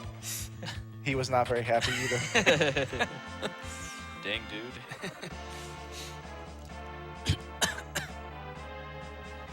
Probably squeeze in one quick comment before we get to the Mega Sisters. Sure thing. We actually do have a... Where did I lose it? There it is. A $100 donation from Wells JC. Wells. Oh, Wells. Dang, dude, good luck on the run. We're all counting on you. No cash equals best Final Fantasy. Hey, thanks, man. Surprised we haven't heard a similar comment from F. Coughlin yet. About counting on us. Nudge, Wells is a nudge, good F. guy. Coughlin. Yes. So this is routed in here. We routed to save here. I also have to heal. So a lot of menus that were not optimal that I didn't want to do, but had to do. All right. So the Mega Sisters is normally a pretty nasty fight, mostly just because of Cindy, the main one, having wall for most of the fight. But because No Cash glitched out Tella's MP again, well, if you missed it before, you'll get to see it again. We get to do the Meteo! A little time waster there. It's optimal to make sure that you're doing actions in your inventory during, we're gonna be safe. During actions, the spells, attacks, but I did it early because I wanted to make sure this Meteo got off, so I wasted a couple seconds saving the Change Rod so that I could use it for later in the game. So here he's unequipping the Legend Sword from his menu. That's actually going to cause the next item that he equips to double. So whatever he equips next, he's going to have 2 of that particular item, which is going to be really handy about 20 minutes from now. Yeah. Another thing you did in that fight, too, is you swapped Tella's Change Rod for the Thunder Rod that he bought back in Barren Town. And that's just because he wants to get the Change Rod off of Tella to use with other characters later. But Tella, with no weapon, is not guaranteed to be able to kill Cindy with Meteo. So we just gave him a Thunder Rod to guarantee that, and then also skip having to open the menu after the fight to unequip the Change Rod. So a fun tidbit about this fight here. Tella's casting scripted spells, and it appears that Golbez is really strong because he's taking less damage, but it's actually an error in the way that the game calculates the bit that's used for the spell power. So you're just doing low damage because the game isn't calculating it correctly.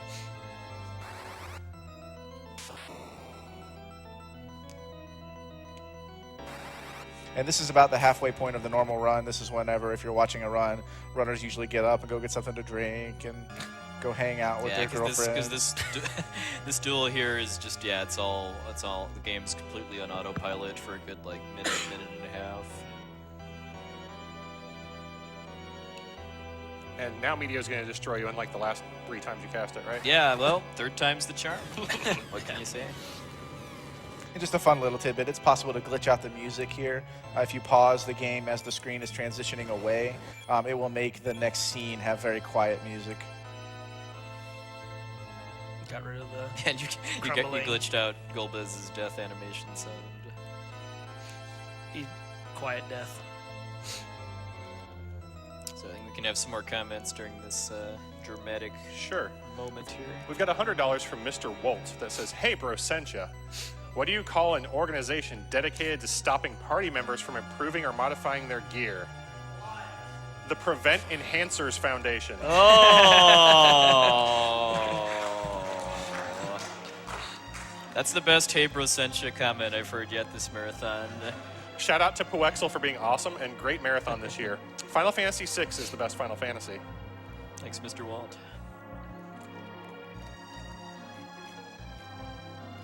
We should be having more Bible thumps, by the way, in chat. I just want to throw that out there. There are some in chat right now, yes. Excellent. Telethump. We've got a $100 donation from Pork. I figured this was as good a time as any to donate. This is one of my favorite Final Fantasy games. As always, this marathon has been a complete success. Big shout-outs and thank yous to the tech crew, the announcers, and the runners. You people are truly inspirational. You even got the BC Warrior to show up. Good luck with the run, No Cash, No Cash. Thank you. We luckily were able to pull out our experience route, so a big turning point that was found 6 months to a year ago now is that Kane will be at an optimal level and gain some multipliers. Therefore, he's faster and stronger. And that was probably the first main reason on why we decided to manipulate experience route, just for Kane here. I'll be monitoring some things at the rest of the run. I do want Cecil to get to level 20 as well as Rosa to learn Berserk. Cecil for the Rubicante fight. Other than that, it's pretty straightforward. Not much I have to watch for until Edge gets his level up fight much later in the game. So coming up next is the fight with Barbaricia, or Valvolus in this version of the game. She has around 6,000 HP. The goal for this fight is going to be to keep Kane jumping at exactly the right time. It is very timing intensive. It could be a very tough fight if you're off. If you miss input one time and you get off the route, you'll get weaked over and over and over again, and she can kill you. So I imagine No Cash is going to focus pretty hard on this, because if things go wrong, they go really wrong. Yeah, and he's also finishing that glitch that he set up during the Mega Sisters to get 2 fire swords for the price of 1, and then giving Kane the karate and headband to boost his strength. So he's going to be our main damage dealer for this fight here. What did I do that for?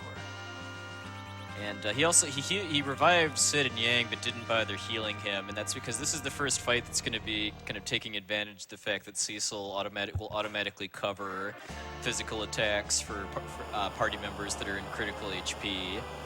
So that lets us focus our healing onto Cecil, who's in the back row too. So like Kata said, Valvolus is basically a cycle-based fight where she tornadoes up periodically throughout the fight, and then the turn order he's using is optimized to get the highest number of attacks off between each tornado cycle, and then also to have Kane get into the air and land right as she tornadoes up again. And now that Rosa's back with us, he's going to be slowing her twice, because slow is actually a cumulative, a stat change, I think you said? Yeah, slow is, it's not really a status effect as much as a stat modifier. So it changes your overall speed, and it accumulates. It's cumulative. So you can use it 3 times. 2 is all you need.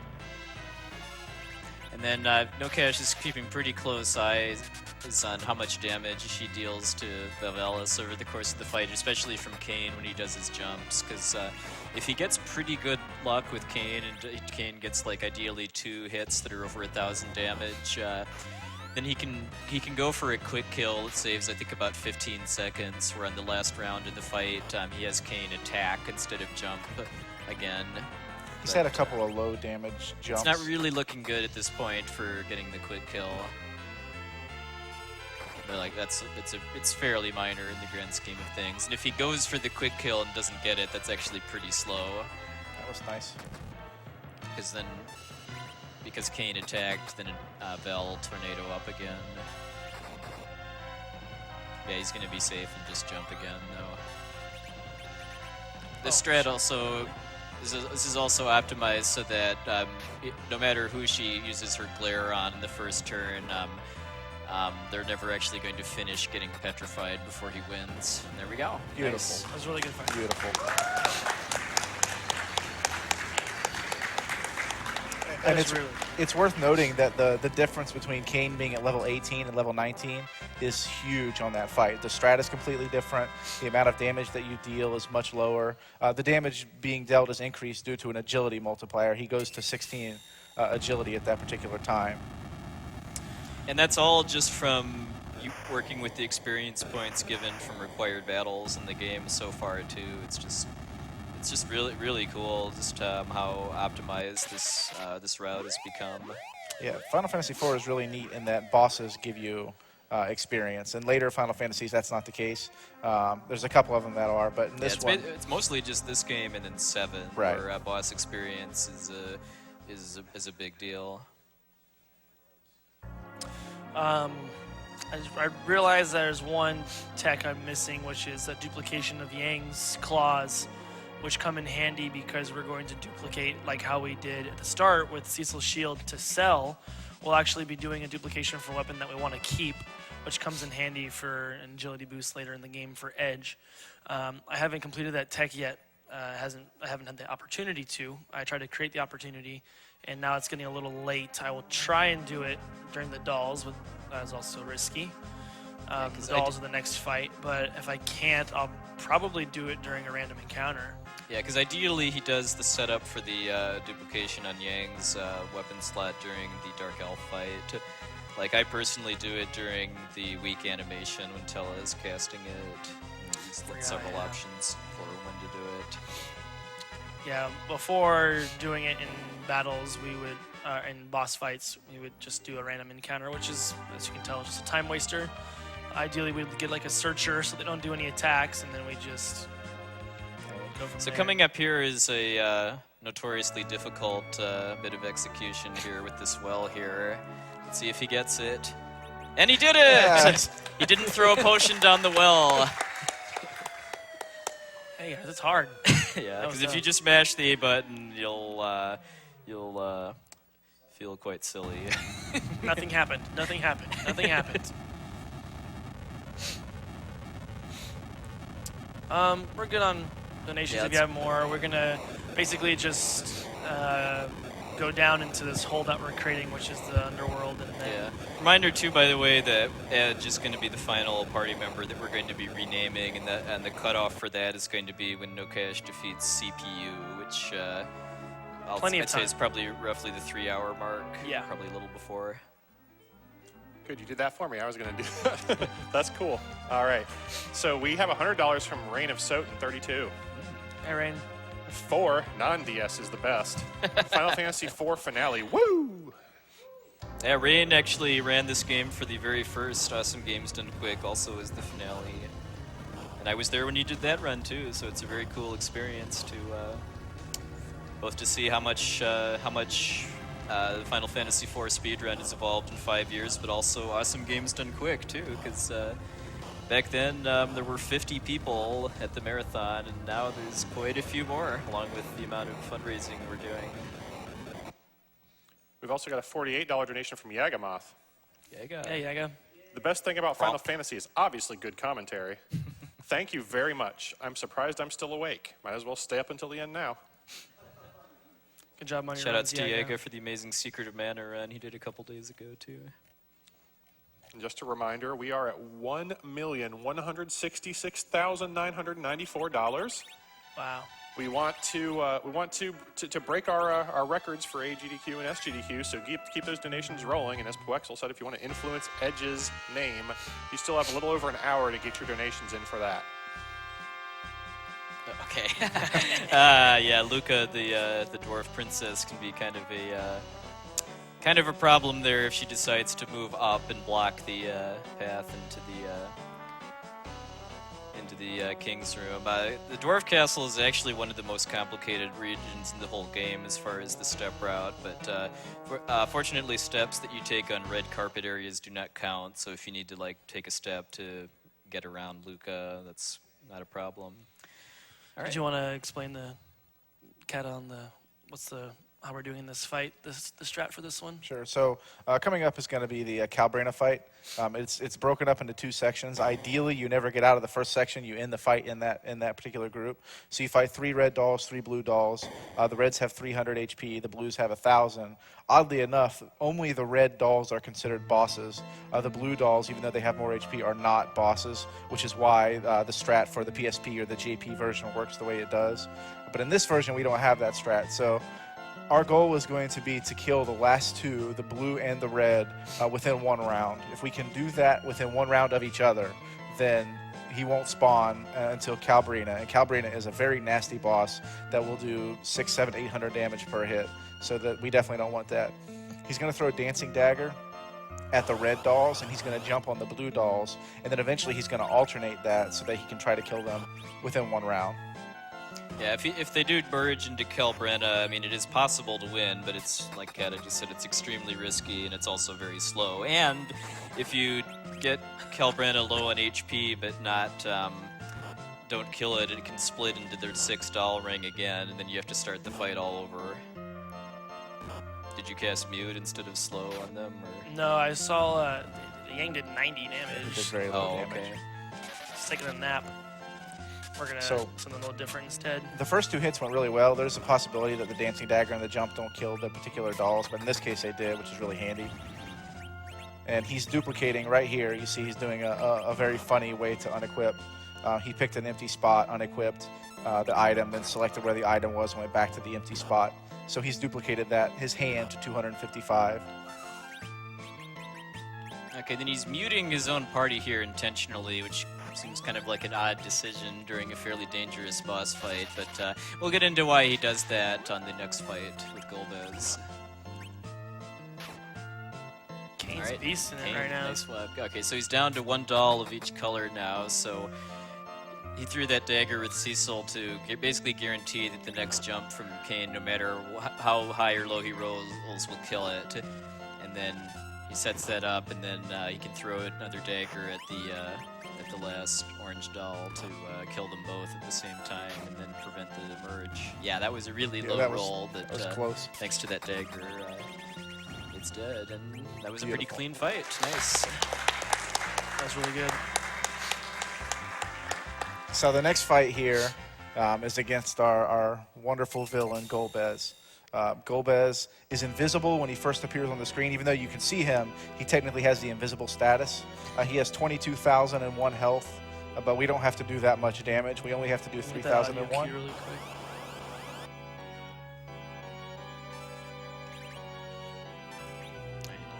So No Cash did a trick there with doing a can't run buffer on in order to get Kane to jump before these events with Golbez begin. So at the start, he is going to try to cast Hold Gas, and it misses. And the reason it misses is because of a bug with how status conditions are applied in this game. It's kind of a common misconception that because of the age of this game, there's a limit on how many status conditions you can have at once, and that's not actually true. But it is true in this case that just because of that bug, if you already have, is it just any status, or is it Mute specifically?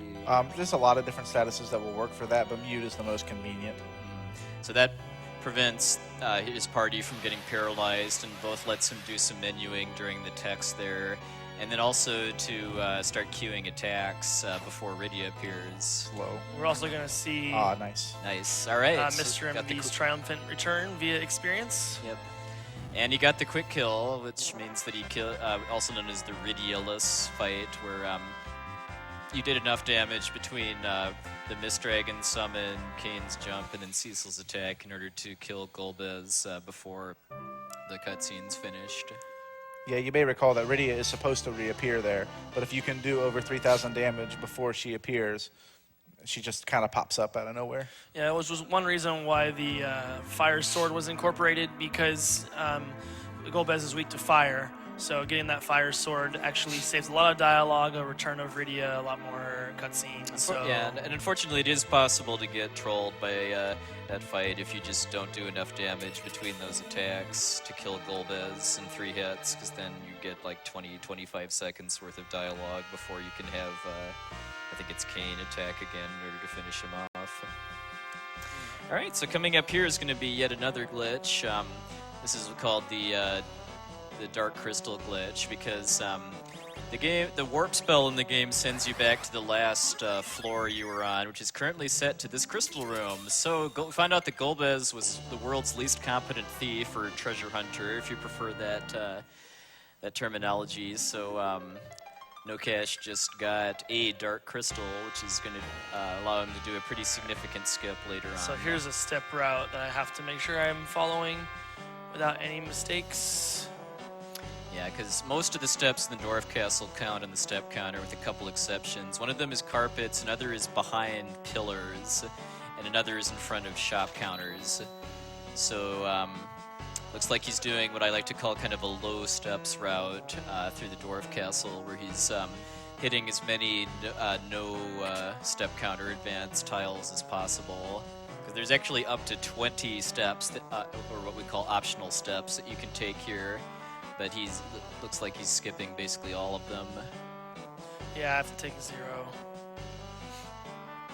So then once he gets through this room here, the last section of the Dwarf Castle also counts, because it's, I believe, uses the cave terrain. And in that one, actually, floors that have those cracks on them do not count. So he's going to be hitting as many of those as possible.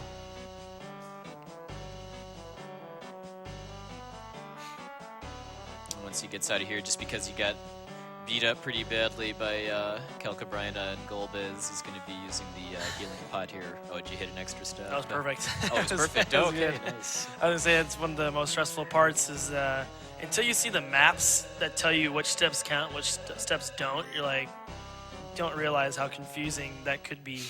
But it was successful, and that's all that matters. And we also did a weird dupe. Usually, that's kind of awkward to do the Yang's Claw dupe in the Calbrenna fight. It worked. I probably only wasted a second or two doing it. So I'm happy to be back on track and things going Yeah, well. despite there being no random encounters in the Dwarf Castle, it's a pretty kind of intense part of the speed run in between getting that kind of phase skip on Calcabrina, going for the quick kill on Golbez, and then having to do the step route through the rest of the castle, which, like we've said a couple times now, is generally going to vary from run to run, like how many optional steps you need to take, and therefore which route you need to walk through the rooms. Yeah, it also is really fun in the any percent version. That's where the game ends. We actually would be wrapping up the game or starting the final glitch. That's why this version is called any percent no 64.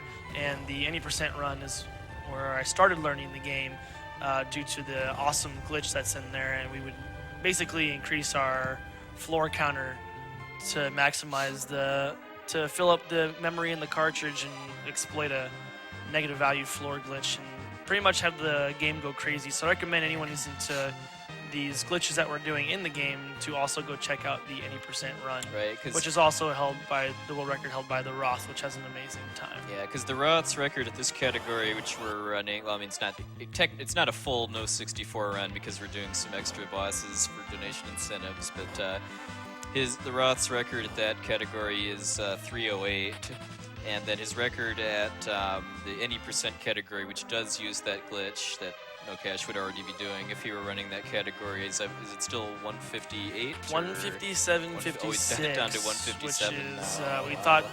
we didn't think sub 205 was possible, and then we didn't think sub 2 was possible, and continues to defy the odds. So, like I said, we're probably around that marker right now, that 157 time. So if you're into an RPG but also want to run one pretty quickly, then that could be the run for you. Not so much like FF1. Yeah, I 10 consider minutes. this an extremely beginners-friendly RPG for speedrunning too, just because, I mean, it's got a pretty high skill ceiling as far as all of the tech you can do to go for a top-level time, most notably this step manipulation he's been doing. But as far as just learning the game and finishing a run and getting a PB, that's really not that difficult, actually, in my opinion. Yeah, it doesn't take too long to learn the route. And like you said, you can really maximize your potential with good execution and focus. Definitely patience, too. FF4 has been known to take some tolls on some Like all runners. stuff like this, because, yeah, I mean... You can have a great run going, and then just get bodied by back and surprise attacks and lose, like, minutes over the course of... or let alone one misstep at this point. Yeah. So it can be tough, and I've had about 3 back attacks already in here, which is definitely a bummer for attempts, but we're doing okay still, kind of. This is also where you can start running into one of my favorite monsters in the game, the egg, which, in addition to just being hilarious that an egg is just jumping out and attacking you, is it's also a freebie because they don't do anything at all until you attack them. So if you just run, all you're doing is running away, even if it's a back attack, it's a freebie. These alerts are kind of the second best because they don't do anything until you attack them, but if they back attack you, they pop up some text boxes before you can run away. We have a $10 donation from Nirm. Hey, Yeah. Nirm. Good luck, No Cash. Great run so far. Keep it up and do us proud. Have Poexel choose his favorite Final Fantasy with this donation. I'll just defer that to my Twitch bio FAQ. P.S. I bet Magoose $10 that you wouldn't use the life on Rosa. Thanks, buddy. I wouldn't use the life on Rosa. So he's just he's using that he used that glitch in order to get an infinite supply of cat claws, which is a claw type weapon that also increases your agility stat. And just doing some other stuff here, like throwing a power wrist, also known as a strength ring on Decane, to further increase his damage output, and then give Rydia some upgrades to her magic stat, along with the prisoner robe, which for whatever reason protects against sleep status, because I guess it's just hard to get a good nap in when you're in prison. So this is another timed or fight that you have to do certain damage on these guys. If you kill one quicker than the other, then not only is it a time waste, but they do a lot of damage to your party. This is Dr. Lugay, and he has his special friend Balnab, and the goal is the same here as the dolls, is you want to kill them at the same time to avoid getting destroyed, pretty much. Yeah, I mean, if you kill Lugay first and then Belknap gets another turn, he's going to self-destruct, which in most cases means an instant one-shot on one of your characters. In a few rare cases, it does like almost nothing if he's almost dead, because I believe the self-destruct is keyed to how much HP he has left. Is that right? Yeah, that's right. But then if you kill Belknap first, then Lugay will actually change forms into Belknap Z, and that's really bad because he attacks you a couple times and then self-destructs. So and those attacks will almost kill you every single time. That was a really good That was jump. a good jump. Yeah. You notice that Attack Yang too. is doing tons of damage. Suddenly he went from doing a few hundred and now he's doing 1,300. It's because he has the Thunderclaw on, and the Thunderclaw against the machine type enemy does 4 times damage. In Final Fantasy IV, there's different types of weaknesses. There's elemental weakness and class weakness. And in this case, the Thunderclaw would do 2 times damage to somebody that's weak to thunder, but it'll do 4 times to a machine. Ironically, if they were to merge together and he gets Balnab Z, which looks like a machine, for some reason, that's not a machine type enemy. So I think he was good there because Belknap already has his attack queued. That was actually pretty That was quick, a really actually. good fight. Really Yeah, good Fight fight. too. very fast. There's a little bit of risk there too, as far as if the damage that Rydia's Titan summon does to both of them is kind of too lopsided in one against one of them or the other. That can make it a bit challenging to kill both of them in close proximity. A little low health on a couple of characters. Not like it's a risk or anything, but someone's definitely going to die to a couple attacks. No big deal. I need Cecil and Rosa alive here. I'll be focusing on keeping them alive. So Lugay 2 is a couple notable attacks. His beam attack is a percentage-based attack that does 10% of your max HP. But I think his next attack he's going to be using is called Laser, which, Not the end of the world, but Laser's damage is based on how much HP Lugay has. So the first time he does it, it's basically a guaranteed one shot on whoever he uses it on. But if he lives long enough to do it a second time, it's going to do almost nothing. we're okay with it hitting Rydia, although she was casting Titan, which is a large damage dealer. We're going to do a little backup here, and something he's weak to lightning, because the odds of me killing him before Titan goes off are pretty high. I should actually heal there. Cecil. Don't kill Cecil. So we're hoping that this Lightning 2 goes off and this attack by Yang will kill him and everyone will survive. Yeah, because when you're pounding him with lightning elemental attacks, he dies pretty fast. Yeah, this should definitely kill him. He only has 6,600 health. Yeah, he's dead. That's good. Thanks. Thank you. Pretty solid pair of fights. You might want to heal afterwards, though, because we do have to go back down the tower and then fight a pretty trivial battle against some dark imps that do give a decent amount of experience, and that's usually where Rosa hits level 20, which is the highest level she needs to reach in the speed run, because that's when she learns the Berserk spell. The good news is Cecil's at the level I was most worried about was Cecil's level, which is now perfect. And then I do have to worry about Rosa still. Oh, shoot, that was it right there. Yeah, so that extra step right there, That was it. very possibly just threw him off the step route. It's also possible that it did not. Depending on where he gets encounters, he could possibly recover it. It all depends on where the next steps come up, where the next route comes up. He might have to abandon the step route altogether, though, depending on what happens next. The problem is my next step was odd, and it was only one step, so I can't recover it. We'll see what happens. Yeah. I'm going to check my encounters, see where I'm at. So one dangerous enemy formation in this tower is actually it's that chimera there, but it's a solo chimera, not either two of them or with other enemies. And then for whatever reason, I don't think any of us fully understand it, a single chimera can actually attack you before you can run away, potentially twice if it's a back attack, and then single chimeras will always use Blaze on their first turn, which is a AoE fire attack. And if your health is pretty low after Dr. Luge, you actually are in danger of a party wipe from Chimera. So this fight is pretty straightforward. It's 3 Dark Imps. They give a decent amount of experience. Just attack them and they die. You can die to this fight. It's embarrassing, I know, but it's possible. I don't think we're gonna die though. I think he's got it in the bag. I think he's gonna be okay.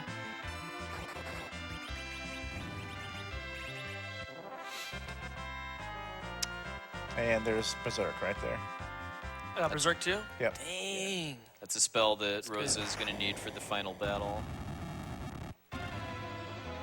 Or potentially extra bosses. True. So, one very, very important thing is that after this cutscene here, it is very important to not be holding up on the D-pad because after this cutscene, there is actually one frame where you can re-enter the super cannon room, which you'll do if you buffer that input. And if you do that, the game is soft-locked because you can't leave. But No Cash didn't do it, so we were able to continue the run. So from here on, there's basically a lot of downtime. He's going to go through a couple of areas, get this, get that, buy some items. He's going to buy the Ice Brand, the Blizzard Spear, the Ice Shield, all in the Eblon area. But otherwise, there's not a whole lot going on. Get some airship remodeling, too. So let's see here. Now that I've taken 2 steps, the 8th step should be Tofu's. When's your next place to take extra steps? 1 step in the shop, Eblon the shop. So I'm ahead now, and then I only needed 1 step, so now I'll still be 1 behind. So we'll see. As long as there's no encounters in the 1 step area, 1 step going in and out of anything, we'll be okay. But it's still a long ways to go. I mean, you'll eventually be able to fix that by one of your exits. Correct. We've got $5 from Kyrie. Hi, Kyrie. Hey, AGDQ. First, I wanted to say good luck to No Cash, and a shout out to Kata and Poexel on the couch. Thank you. I lost my mom after her long fight against cancer almost 10 years ago, and now my grandmother is fighting cancer for the 2nd time. It's definitely affected my family in a huge way. Thank you to everyone there for putting this together to help kill cancer and help this not happen to other families in the future.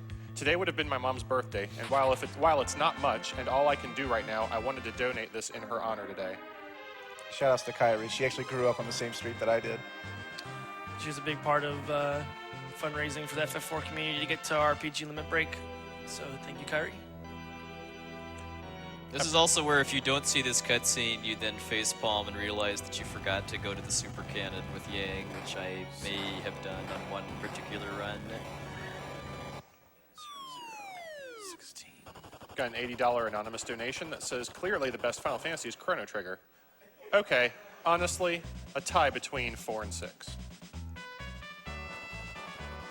$10 from This Is My Name 212 that says Pokemon is the best Final Fantasy, Kappa. Thank you to everyone and everything you guys do. We apparently have a $100 donation from a massive butter knife. I discovered the GDQ events nearly 2 years ago when randomly searching YouTube. I have watched and donated every event from that day forward. My vote for Best Final Fantasy is Final Fantasy VII. It was the first Final Fantasy game I ever played, and it holds a special place in my heart. Big thanks to all the runners and organizers for such an amazing event. $75 anonymous donation that says, getting my donation in the final hours. Thanks everyone for their time and effort in putting on another great event this year. With enough procrastinators like me, maybe we can hit 1.25 million. Keep bringing those donations in, maybe we will. We're at 1.17 right now. I have $100 from Eshwin that says, both of my parents are cancer survivors, so this cause means the world to me. Final Fantasy IV drew me to watch AGDQ for the first time this year, as it was easily my favorite Final Fantasy growing up, and is obviously the best. It's inspiring to see how much effort these guys have put into figuring out the mechanics. As a game developer, seeing this sort of dedication from players is hugely motivating. Okay.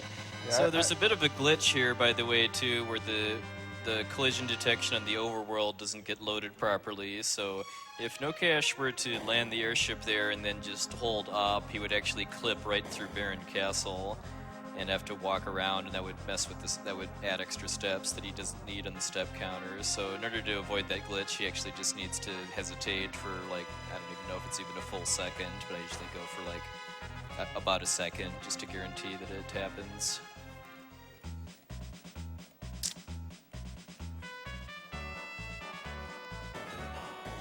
So coming up here too is also another, because we had kind of the category divergence happen after Golbez at the Dwarf Castle between the any percent and then the any percent no stairs glitch categories. Up here is where I kind of like to think of as the route divergence, because there's two different routes for this category that people run with, and that's just preference as far as what weapon you use to fight the final boss.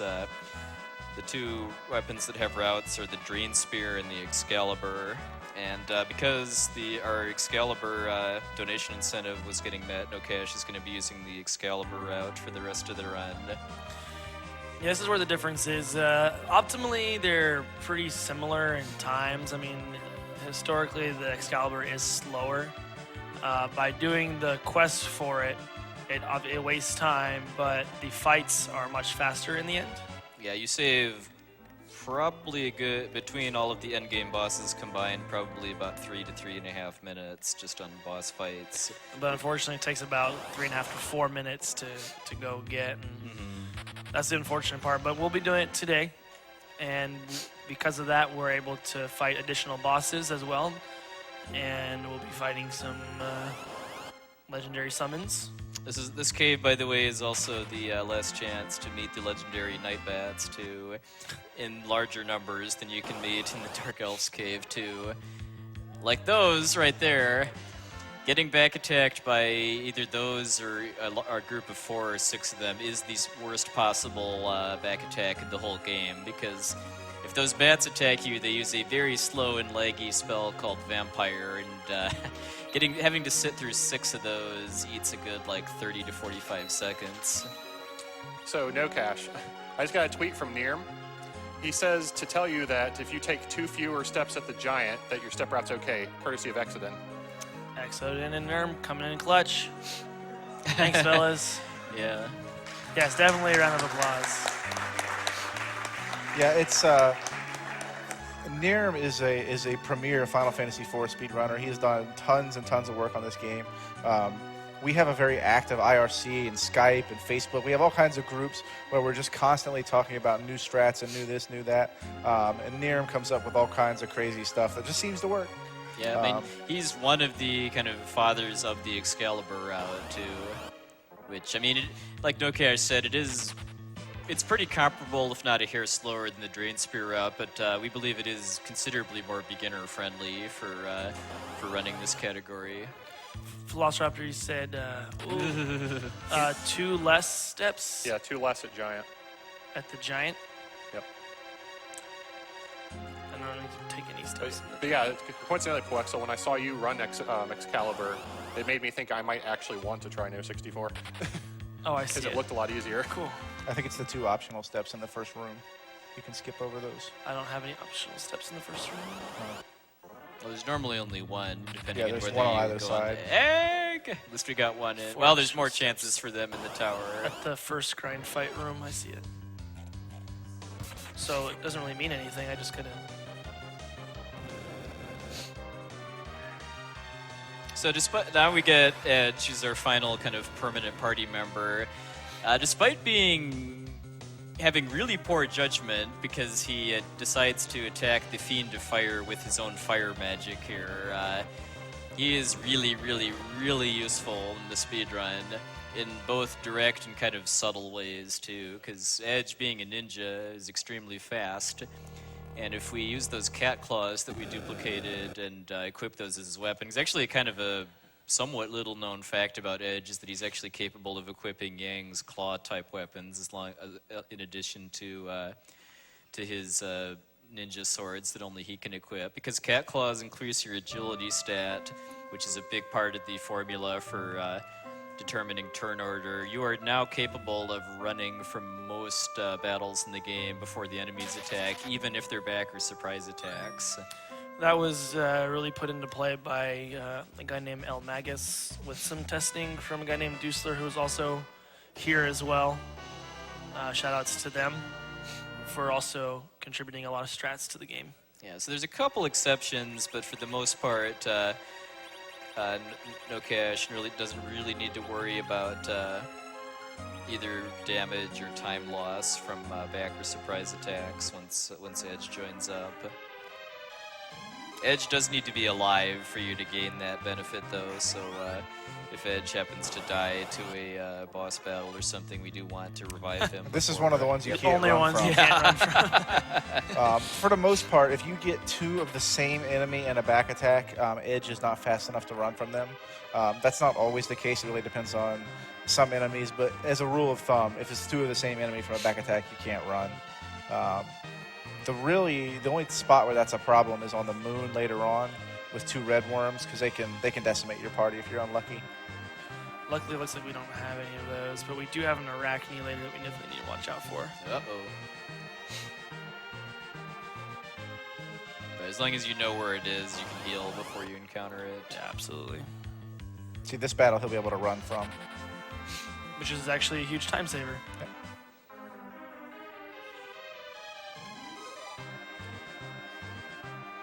Actually, that tweet from Nerman Exodin, I just wanted to say is an awesome shout out to how great the community has grown for the FF4 community and really accepting of those who are new and want to learn the run. I think it was really cool that, we're all helping each other out, and that's kind of what we do in the FF4 community. Yeah, like this guy sitting next to me here was a big resource for me when I was learning how to run this game last summer. Yeah, as well as me for when I started running the game, but the FF4 community is great, so I can't urge anybody else who's interested in running. Got a lot of good resources between the community. Yeah, I can also attest to that. I mean, I used notes that you wrote, No Cash, that Kata wrote to learn the any percent route, and then myself, 086, started just showing up in my stream and then giving me all the new buying routes and stuff. It was really amazing how quickly the community just absorbed me when I started playing. I was really appreciative of it. I think that's really cool. One of the cool things that helped a lot of people learn was a tournament that was set up by the Roth and Catastrophic and Poexel hosting on RPG Limit Break. A lot of people put an effort to hosting kind of like an introductory tournament for the first hour where after Trash Can failed, you become a paladin. Hosting an event where 70 some odd people tuned in to or basically did a tournament and were racing that route. And then from there, a lot of people learned to run the game, and that's really cool. Yeah. That's exactly how I did it, actually. Yeah, it was the racing basically the first hour of the speed run up until Cecil becomes a paladin. Yeah, I think we had 64 signups, ironically, for that particular tournament. And I think it was Fathlo 23 that ended up taking it home. Yeah. In a very, very tight last match where Fathlo lost this first the first of the finals with like a 58 something. So this fight, we'll have a little cutscene here. I'll be doing some equipping, but the actual fight itself with this route can get tricky sometimes. So this can be a pretty, I guess we call What it he's talking about, he's butt-clenching talking fight. about Rubicante, though. He's not talking about King and Queen No. Eblon. These guys are losers. So King and Queen Eblon is a story fight, but No Cash is going to be using all of the extra time he has during this fight to basically do all of the inventory sorting that he needs for the rest of his game. So if I have a little bit of time, I've got a $1,000 donation from Oh No's, Wow. which says cancer stole 40 cakes, and that is terrible. Destroy it. We also have $25 from Cool Maddie. I am shocked that it hasn't been submitted yet, but Chicken Sandwich is clearly the best Final Fantasy, Yeah. followed closely by Sonic Spinball. Okay, if I could butt in for a second, Sure. too. Because this version of the game doesn't have an active or wait battle mode option, it's permanently set on wait. He needs to get out of the menu before these text boxes disappear, or else he doesn't make any progress in the fight. So that's why he keeps needing to go in and out of the menu to sort items. Yeah, the inventory management has become a very, very big part of the run, so much so that by this point in the game, you want to have your inventory ready for the remainder of the game.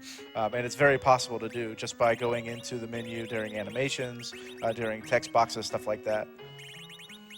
Yeah, because I know earlier routes for this would actually sell off equipment that you don't need anymore, like in Mysidia and maybe in like Eblon too, but it's determined that it's just a lot more efficient instead of doing that to just actually just stash stuff from earlier in the game that you don't need anymore, like old weapons and armor just at the bottom of the inventory during free menu time. And it's a very subtle thing, but you'll notice that No Cash is re-equipping some things whenever he does unequipping. He's trying to use the same dancing dagger over and over instead of pulling from the stack. Those little things make a big difference in the grand scheme of things.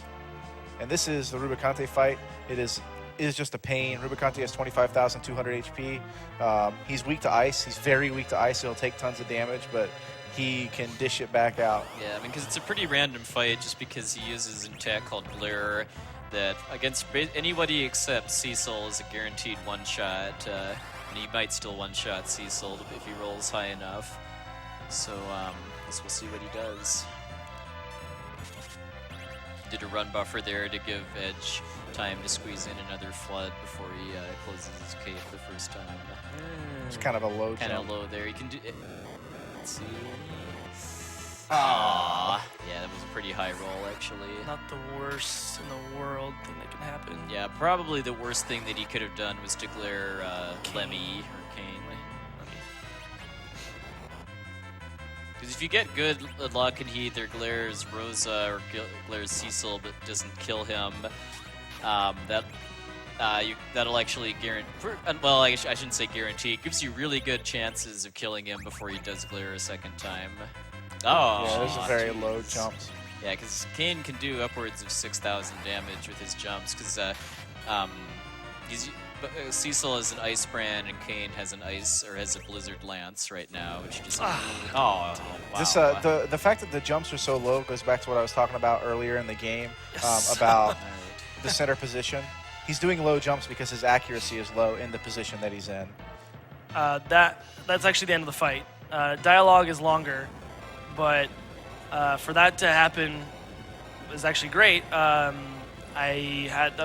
had Radia get off 2 Ice 2s and Edge get off 2 Floods, which made up for a lot of the damage that Kane wasn't doing. So that was actually one of the fights I was most stressed about. So I'm glad it's over. Yeah. Oh. And that death text is something that happens. Does it specifically have to be Cecil? Cecil attacking. Yeah, it's Yep. Cecil, and it's like he's only got to have 1,000 HP left or Yeah, something. it's something you're very unlikely to ever see in a normal playthrough of this game, just because by this point, I mean, in a normal playthrough, you're going to do so much damage with your ice spells and like the Shiva summon that the situation that causes that death text is pretty unlikely. Yeah, he was making sure to time that Ice 2 cast and the Flood cast to when the cloak was open, because if the cloak is closed, he absorbs Ice Elemental, and Flood is Ice Elemental in this game. But fortunately, physical attacks that are ice elemental will still hurt him when his cape is closed. But yeah, but just because of the random factor of who he uses his glare attack on, it's a pretty tough boss fight just because of how quickly you need to be able to make decisions for recovering from the glare or moving on if you decide you don't need to. Egg! There'll be a good portion here, Velociraptor, for donations. Pretty much this part of the game is going to be completing the Excalibur quest as well as a few cutscenes. Yes, along with and a glitch too that we set up back in the Dwarf Castle. So at any point, we'll be trying to explain some things, but really, there's plenty of time for donations. Cool. So I'm going to start off with the fact that we've got an anonymous $2,000 donation. Wow.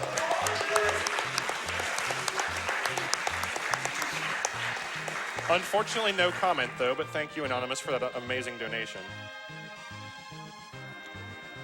We have $20 from Chillman, or maybe Netflix and Chillman, eh? Donating to show support for the best Final Fantasy, 14. Thank you for all the fun times with these runs. We have $20 from Mitten Dwarf that says, bummed I was at work during the streams this week. Was only able to catch a bit of it and glad to see everything is going strong. $100 from Cosper that says, Tactics is the best Final Fantasy. Give me those crystal skills. Just a little bit of a woo back there? Come on. At $20 from the Mooj that says, the best Final Fantasy is the one with the swords, and the magic, and the chocobos, and the airships. Y'all know the one.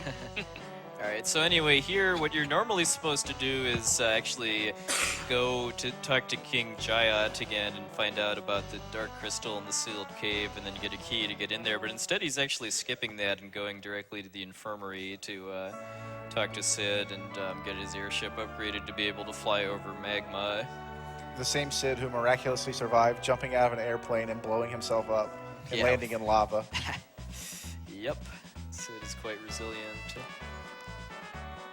So we'll leave it at that for now and go back to donation comments. But yeah, I just wanted to point out that he's skipping getting the key to the sealed cave. All right. We have a $10 anonymous donation that says Arby's was always my favorite Final Fantasy character.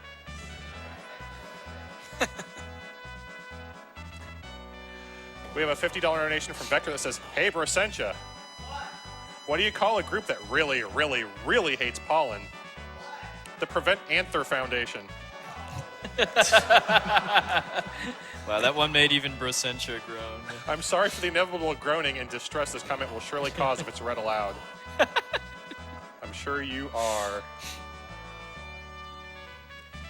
We have a $100 donation from Pedro the Dagger that says, lost my mom to cancer a couple of years ago. As a game developer, love seeing games torn apart and games and gamers doing great things.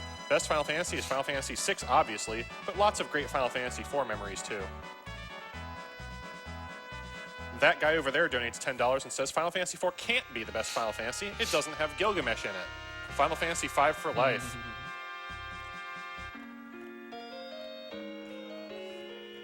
Apparently Sid falling asleep after overworking himself is worthy of that dramatic music there. They want you to think he's dead again, I guess. And then you see the Z's. I have a $250 anonymous donation that says, while Final Fantasy VI is probably the best, Final Fantasy IV was my first RPG and will always be my favorite. That is very fair. So he's exiting out of the Dwarf Castle to save both walking time and step count, but... Probably, I was going to remind Edge naming probably ends about a half hour or something like that or so. Edge naming. It'll be after No Cash defeats CPU, the Giant of Babel.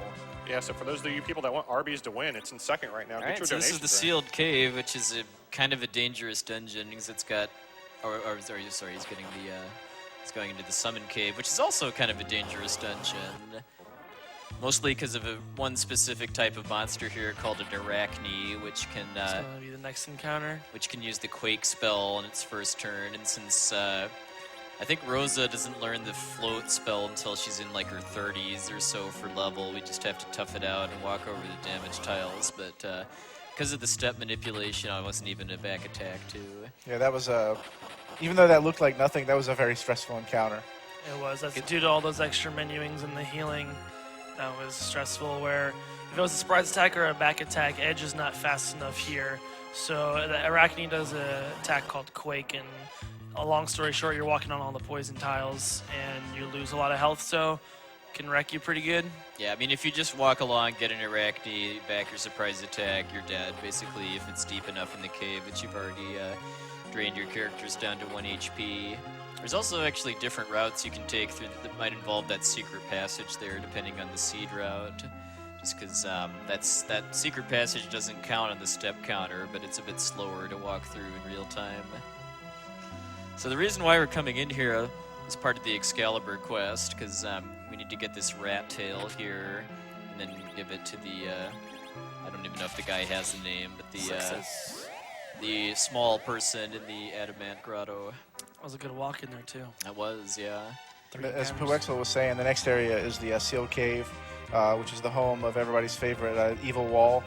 There's a lot of trapdoors in there. It's a very terrible area to deal with. So because we don't like the Sealed Cave, we're actually just going to skip it completely, because that goes back to that Dark Crystal glitch that we did in the Dwarf Castle after defeating Golbez. Because we got a Dark Crystal there, and the game doesn't really care that it's not the Dark Crystal from the Sealed Cave. When we enter here and then step on the event tile there, it actually, because we have the Dark Crystal in our inventory, it actually triggers this cutscene here. And we're able to advance the story without even ever either getting the key or going into the cave. That skip is substantial. I mean, there are some people that do glitchless runs or do runs that actually include the Sealed Cave. It's very uncommon because that cave has a tendency to wreck you completely. Yeah, just because of like you having to fight, I think it's 3 trapdoors to get to the boss that all have instant death attacks, and then Demon's Gate is a pretty nasty fight too. So now we get our final airship remodel cutscene. This is actually one thing I do kind of like about the Excalibur route too, is that we get to break up these airship remodel montages by having a little dangerous trek into the Cave of Summons to get the rat tail, whereas in the Drain Spear route we have pretty much just wall-to-wall cutscenes for a good like 5-10 minutes.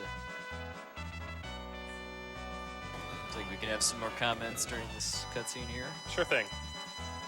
We have a $40 donation from our fearless leader, Mike Uyama.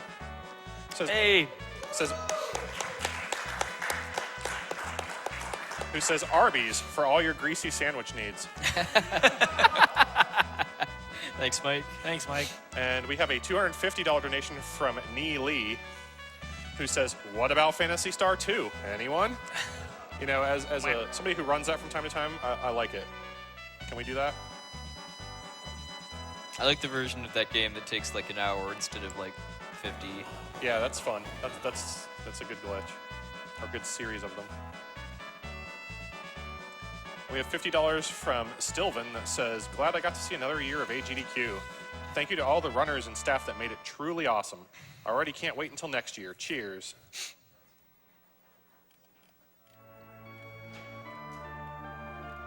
We got $50 from Sarah Griff that says, "Been watching AGDQ for a couple years and finally in a place to donate.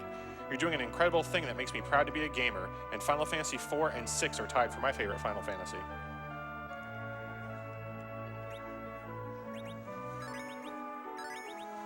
So yeah, he's doing a bit of healing here just for safety for the moon, which is the next dangerous area he's going to. And then before we head there, though, we are going to finish off the rest of the Excalibur side quest. Yeah, I don't encounter any red worms because I know via the step route, but just in case I am off, I know that I did do a misstep, but just in case. So the rest of the way here, just like Puex was saying, he's just going to finish the Excalibur route. He's going to go take the rat tail to the Adamant Grotto, I believe it's called. He's going to get the Adamant item, take that back. He's going to trigger the next big airship that you get. That airship is the trigger for the Excalibur. A lot of people think that you have to go to the moon and all that stuff to get the Excalibur, but you don't. As soon as the big whale is summoned, you're good to go. That didn't seem right. Let's take a look at Yeah, unfortunately, getting encounters, like when you're only taking one step in the overworld, is kind of a byproduct of being off route. It sounds like No Cash already has his recovery plan, courtesy of Accident, but one thing you can do if you get off the step route by this point, too, is actually to use the exit spell to get out of the Adamant Grotto, just because steps in here do count. And you can shave off steps by like taking however many you need and then casting exit to get out.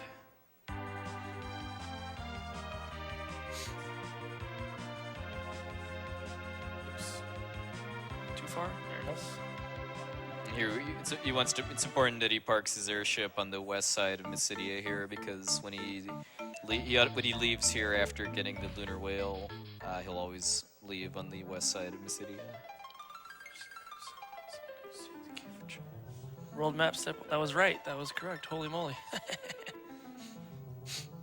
It's a good feeling. Anybody that doesn't like bright flashing colors and lights might want to avert their gaze once the lunar whale appears, too.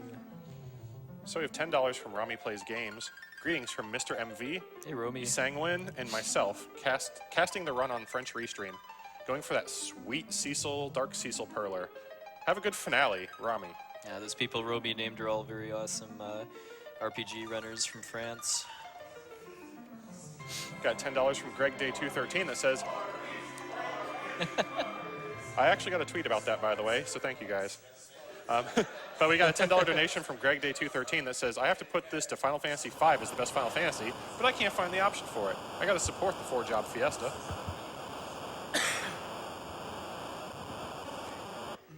$50 from Lore Runner that says, absolutely love this year's AGDQ. Really pleased to be in a better place to be donating and happy to see the shared enthusiasm of runners, viewers, and volunteers.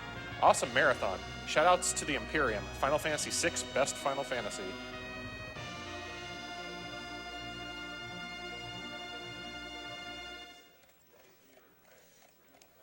Spaceship hype there. So there's a lot of cutscenes right now and a lot of walking around and doing extra things, but right after this, it is very execution intensive, a lot of fights in a row, a lot of different bosses, and it's pretty much going towards the end game, but it is very execution heavy, and it's not easy from this point on. Yeah, so he's doing just now that he's hit the final story trigger that affects the Excalibur quest, he's going down here to just get back in and go. That's actually an accident, but it will hurt my step route if I know, right? Yeah, if you walk the rest of the way. So he's just finishing off because he could have come here earlier and given the adamant to Kokol, but like we've said a couple times now, he won't actually finish forging the Excalibur until you've advanced the story this far.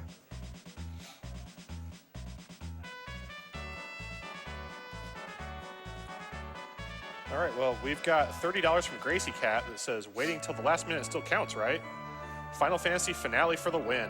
My family has been heavily impacted by cancer. I lost my dad, grandpa, and uncle. To say more, my mother lost her husband, father, and brother. Happy to donate to this worthy cause and help other families. So glad to have been able to watch a lot of the runs this week. Already looking forward to SGDQ. You are capable of exiting out of there too, but because of the spinning around animation, it's actually slower than just walking out.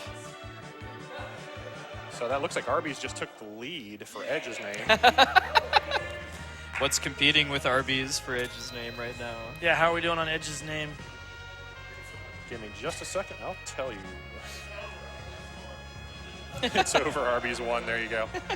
So Arby's is in the lead with $6,920.55. Then we have Biff in second with $6,748.51. And then the third place is $570. So this next part of the run on the moon here varies a little bit depending on which seed you have for the step route. Because there's two objectives you have here. First is to come here and buy a huge stack of elixirs with our effectively unlimited money. And then the second is to continue the story by going to the Lunar Palace to meet Fusoya. You'll notice No Cash took some extra steps there. That's because every tile in the Hummingway's cave counts in the step counter. And it's routed that we need at least 16, possibly more steps, just because that's probably the second most stressful part of the step route after the dwarf castle, just because the shopkeeper that sells the elixirs is actually randomly moving. I mean, he's always going to take a step to the left after the screen loads, but beyond that, his movement is random. So we need to catch him to buy the elixirs, but still keep track of our step count in order to get out of the cave with 16 extra steps added. If it gets kind of hairy, you can exit out to avoid adding too many steps. All of these encounters are deadly, by the way, too, but because of Edge and his high speed, the only one that we really need to worry about is double red worms. Which hopefully we won't get. If the step route is okay, then we should be fine. Yeah, we're not getting any. Some blow dryers. Yeah, I think of these as killer hair dryers from outer space.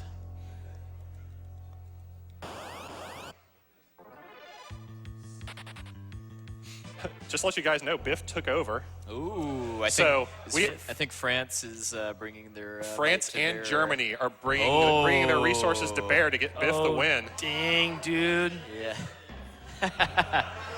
So, just to kind of segue that, we're at 1.18 million now. Wow. Nice. You still have a little bit of time to get in your donations. If you want Arby's to win and you want to help us get to 1.2 million, let's get it going.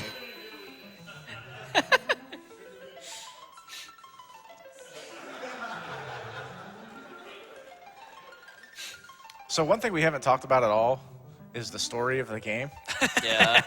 Well, There's a story? If you really want to fully experience that, I recommend playing this game yourself. It's Yeah. very good and has some interesting characters and conversations. So and what's up stuff, with the story? but, I don't know. There's stuff going on. We just We're on found the out moon. some really interesting information, but I don't know because we're gonna kill whatever it is pretty quick. This game has a So- story. But somehow we're on the moon, and we rode a whale.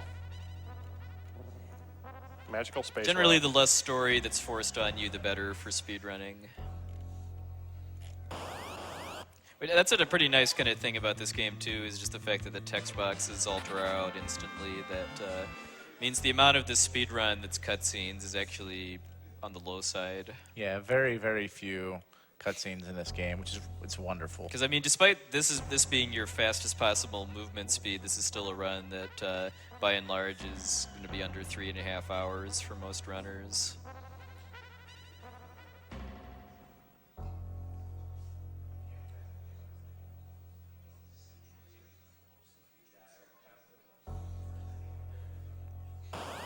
Having Fusoya with us also makes this return to the lunar whale extremely safe too, because he's level 50, I believe, and that goes into the formula for calculating back attacks, and he's got a lot of HP. All right, so that just about does it for cutscenes. We're gonna get one more. Then from here on out, it is just 100 miles an hour. Gonna do a grind fight to level up Edge. We're gonna kill some of the fiends. We're gonna kill a giant computer, and then we're gonna go kill 3 summons and end the game. So it's all really fast from here on out. But that was the cutscene intensive part. But after this little cutscene, we're pretty much going full speed from here. Yeah, so we can go ahead and have donations for all these cutscenes here, and then once Cash enters the giant, then we'll start talking about the grind fight. Sounds like a plan. We have a $250 anonymous donation that says Final Fantasy IV is one of my favorite RPGs. Great run, great cause, save the Arby's.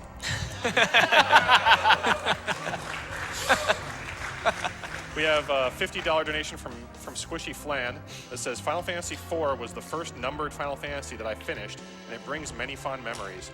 And was definitely glad I could make it in time for the dwarves. Special shout out to everyone there, to everyone that donated, everyone that put on AGDQ, and everyone who ran, games and otherwise. Lally ho!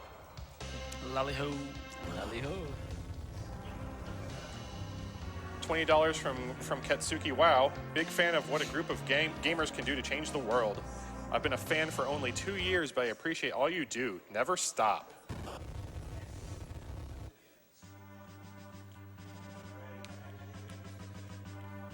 $25 from James55. Hey GDQ, lost my father-in-law to cancer a few years back. Glad to see the finale is the best Final Fantasy. Keep up the good work.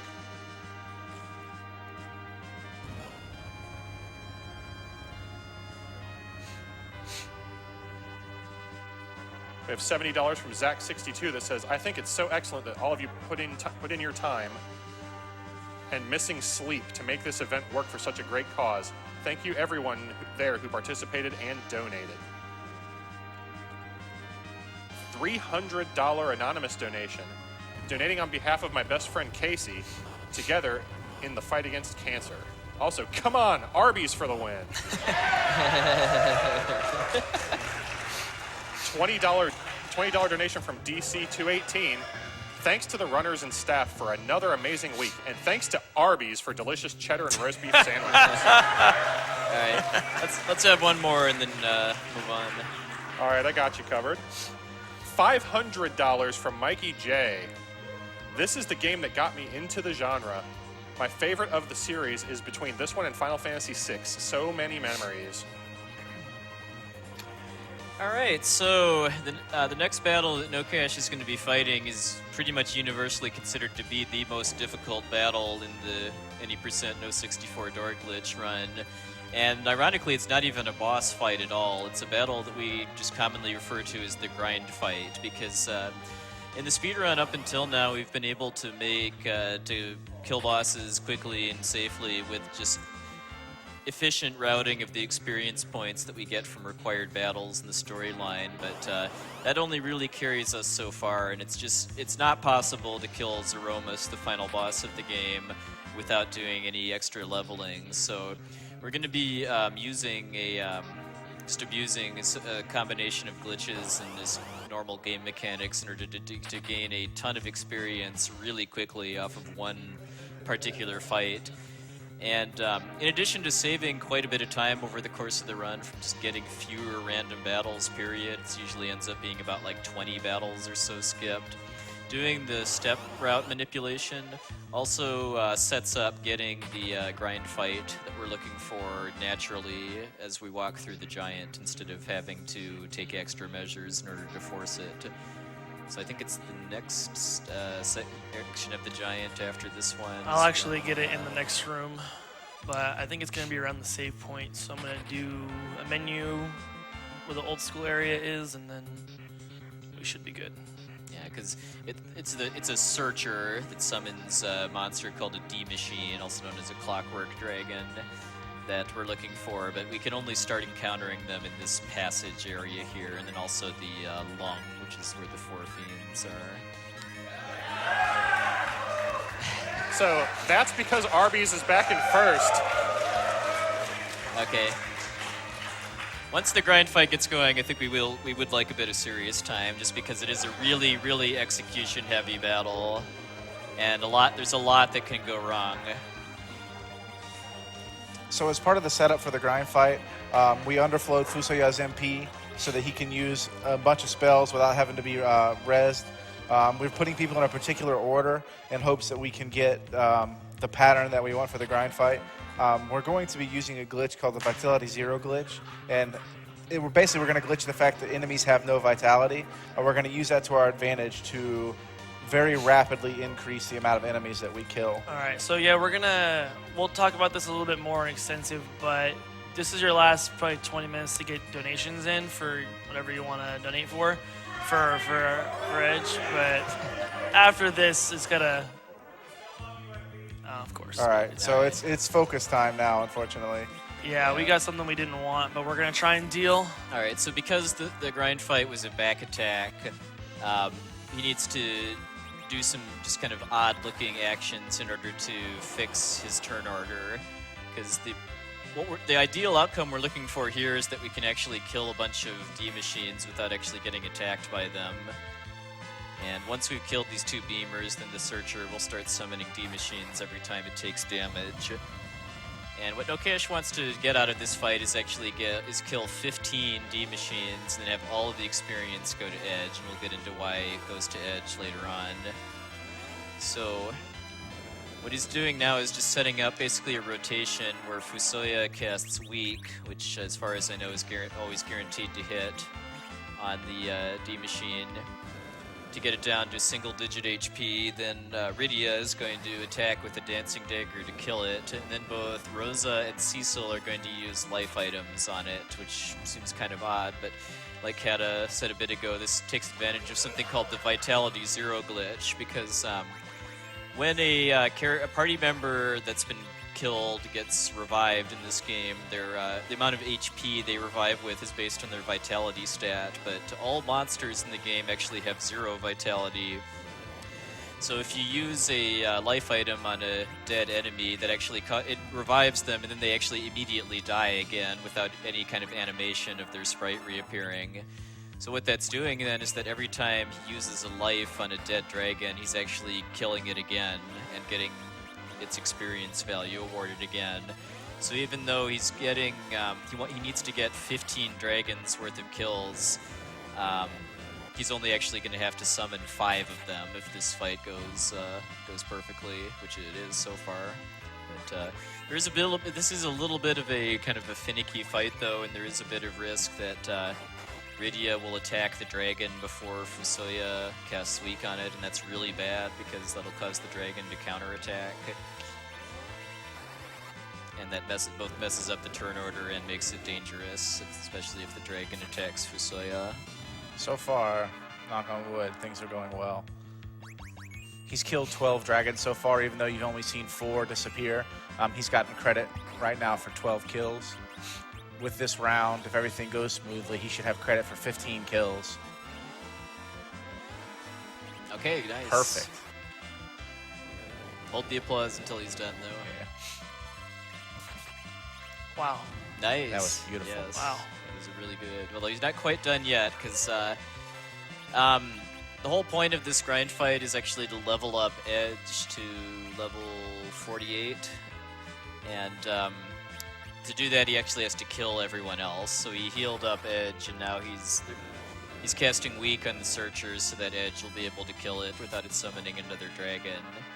And then what exactly you do here kind of varies a little bit depending on how much HP you have.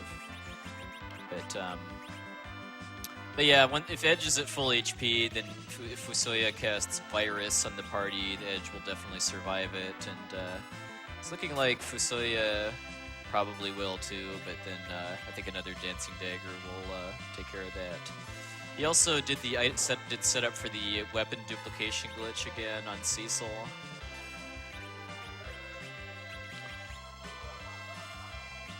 So we're almost done here now. So in one battle, essentially what he's done is he's done all of the leveling that he needs to do for the entire game. Yeah, so you should get about 650,000 experience. That was about beautiful. 4 minutes. That was beautiful. That was basically perfect. Like So I said, this is the most difficult fight in the game, just because of how finicky the each cycle is as far as getting 3 dragons worth of kills without messing up and the turn order with Rydia jumping It looks like in. Arby's gained a level. Yeah, can I jump in real quick before the Fiends fight? Yeah. All right, we got a $5,000 donation from the Yeti. Oh. Don't cheer yet. Hey all, Yeti here. The shirt orders keep rolling in. We've raised another $5,000, bringing us to over $65,000. We held a Twitter poll for where the donation was going, and the French Restream community rated us. They won by a slim margin of 5%, and that being said, our $5,000 goes to Biff. All right. So It's not over yet, though. He's got 2 more battles to go. So if you want Arby's to win, guys, get your donations All in. right. We're at 1.1 Got to times. do- Duped Excalibur. It's a good thing you saved. Ooh, yeah. All right, well. I was thinking to tell you, but That gives us a little more time. So yeah, the reason why this is called the Excalibur route is because for the remaining boss battles in the game, he's going to be having Edge, who's now level 48, throwing Excaliburs, which he just duplicated a effectively unlimited supply of, and then Edge's throw skill in this game is only affected. that Yeah, sucked. dang dude, indeed. Edge's throw skill is only affected by his level and the attack power of the weapon, and the Excalibur is one of the strongest weapons in the game. So Yeah, Edge is now capable of doing like between 7,500 and 8,000 damage a turn now. Yeah, the formula is very simple. It's just the level that he has times the power of the weapon plus a random number from 0 to 99. So it's going to be very consistent damage, and it's going to be very high damage. Yeah. All right, so now we're going to be fighting the 4 Fiends here. Although he's going to be doing some unconventional strats here that we'll kind of explain in full after he does it. So the way this fight works is there are actually 2 separate enemies. There's Mylon and Rubicante, and then there's Kanatsu and Valvalus. They share HP pools, so the first set have 57,000 HP between the 2 of them. And Ruby will shift to Kanatsu at 11,000 HP. Yeah, and since there's no way to do more than 99 damage in this game, that's meant to be kind of a fail-safe against you being able to bypass that trigger. Oh wow. Rosa's dead gives me a turn much earlier, which is good. It's my 3rd dart already. Fortunately, the Excalibur route actually makes this fight considerably Wow. easier than the Drain Spear route, just because Edge can do about almost double the damage per turn.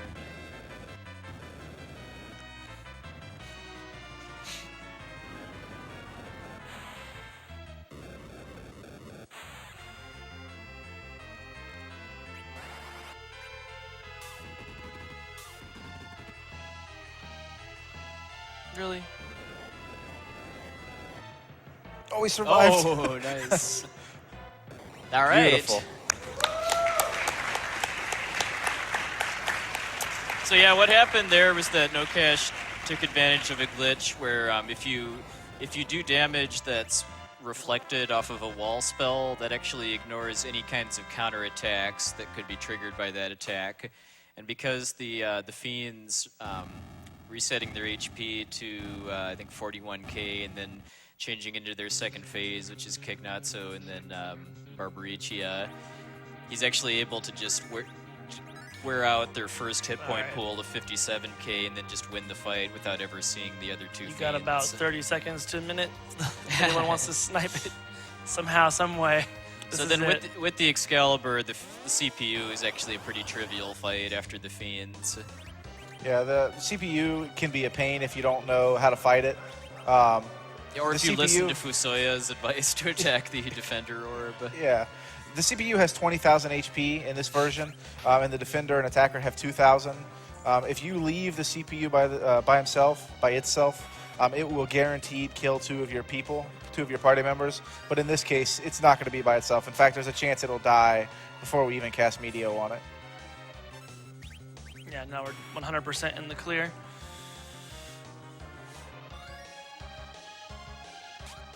Oh wow, could die again like it did. Oh, okay, cool.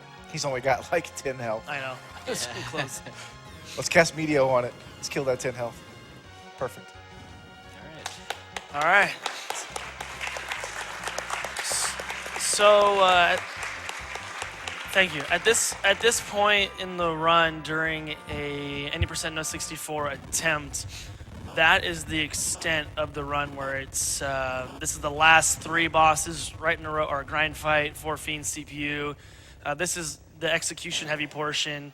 A lot of things can go wrong. Fortunately for me, everything went really well. It was really nice, and that's kind of how you want it to go. Forgetting to dupe the Excalibur. Except for that Yeah. part. Yeah. Except for that But part. he saved you saved. So, Yeah. I mean, unfortunately, that did throw off the step route for the rest of the run. But Yeah, we don't need it for the rest of the run. However, there is a way to manipulate no red dragons going down the descent, and that would save some time.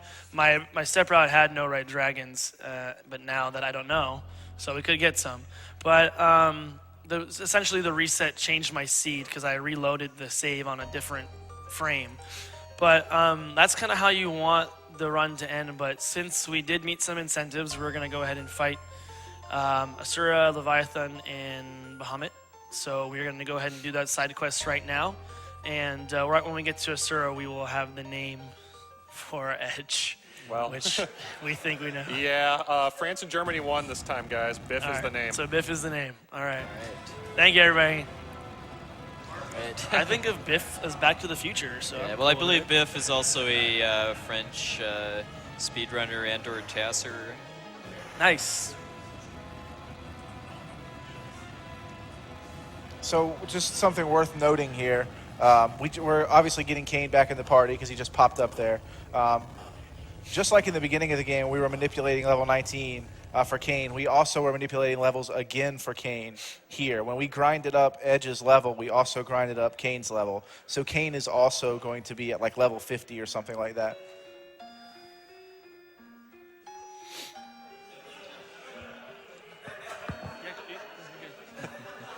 All right, I've got a $25.02. I don't know what's happening. Hey. I don't know what's going on there, but cool. Probably I a like tweet or cheers. something. Yeah, We got probably. shenanigans going on with So, the layout. Cheering's good. Ren Hero donates $25.02 and says, I apologize in advance. Hey, bro, sent ya.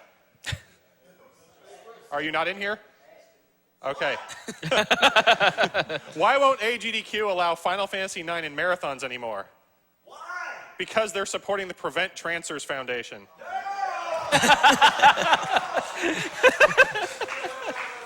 Oh.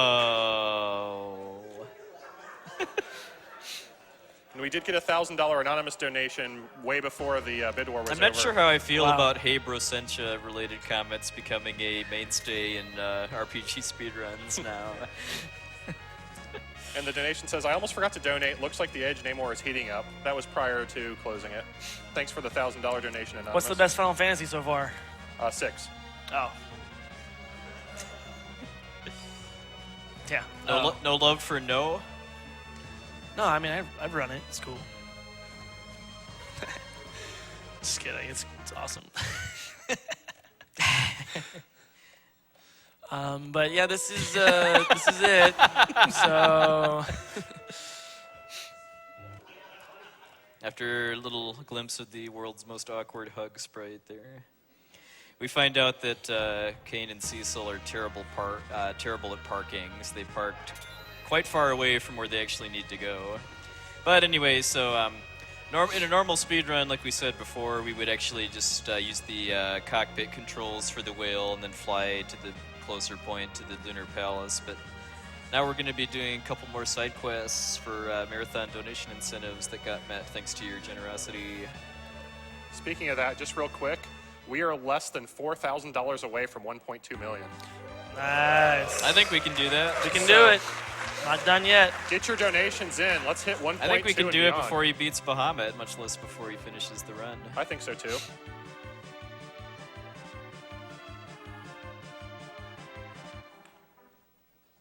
So at this point, we're faster than everything, so it doesn't really matter what we get, even if it's this. And I don't even think he'll summon. Well, the conjure back attacks always summon something, and then you run, and then as long as Edge is alive, you'll run away before they attack. So this is a part that we routed into the step route, which is now over, which is okay. It served most its purpose. But there's a few areas in the Land of Summons that actually count towards your step counter. So we'll be doing a couple extra menus and changing formations to make sure that we can beat Asura and Leviathan successfully, and hopefully easily. Formations do matter, and then like Kato was saying before, the Bahamut one, we definitely have to make sure our formation is correct, otherwise we will die for sure.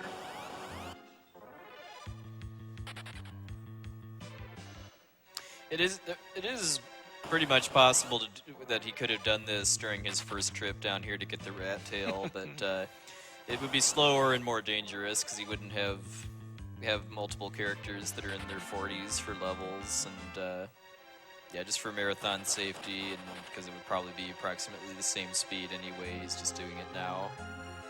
Definitely tested it. Keta and I were trying to figure it out, and it's definitely possible to do it during your first trip when we came back here to get the rat tail, but it is definitely challenging and it's definitely time consuming. So we figured just come back, it's about the same amount of time, and it makes the fights much safer and easier. So if I can jump in for a quick one. Go for it. $50 from Rami.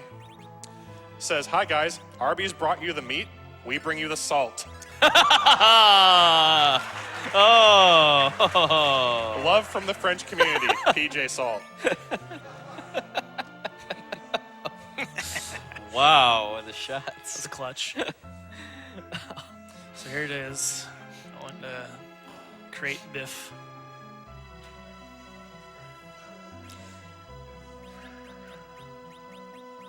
They also have a very generous $730. I think it's just one F for Biff, right? Yeah, it is. Yeah. $730.61 from Franklin. A pleasure every year to be a part of this. Thanks, everyone. So coming up is the optional bosses that you guys donated for. Ashura, I'm really happy that Ashura got met because there's a glitch that you almost never see except for in this battle. Using this spell right here, Cure 4. It doesn't work correctly, and I'll explain what I mean by that whenever we get to that point. Yeah, so Ashura spends all of her normal turns using healing magic, and then anytime you attack her, she counterattacks. So this is, I mean, Might go a little we want to different basically here. be kind of trying to do as many high damage attacks as possible to minimize counters. I had Cecil and Kane swapped. So I didn't do an equipment change either. She has 20k, Yeah, I think she has 22,000. 22k. So Ashura is really cool. Like right now, we've done around 16 or 17,000 damage to Ashura. If Ashura uses Cure 4 right now, it's actually going to heal her MP. It's not going to give her any health at all. The reason for that is that the game can only calculate 16,380 something hit points of healing, and anything over that automatically converts that healing spell to MP. So if she had just used Cure 4, it would have looked like she healed, but she didn't. Nice. That was good. That was a good fight. Yeah, so even if you'd have fought her before the giant, because of that glitch with her Cure 4 spell, you would have eventually been able to outpace her healing. So we're going to do something that we kind of forgot to do. Equip. I want to interject real quick. The Go for tech it. station has a question for you, Brasentia. Hey, Brasentia. Why can we not get fantastic food for an affordable price? The Prevent Francer Foundation. Oh! Thank you, tech station.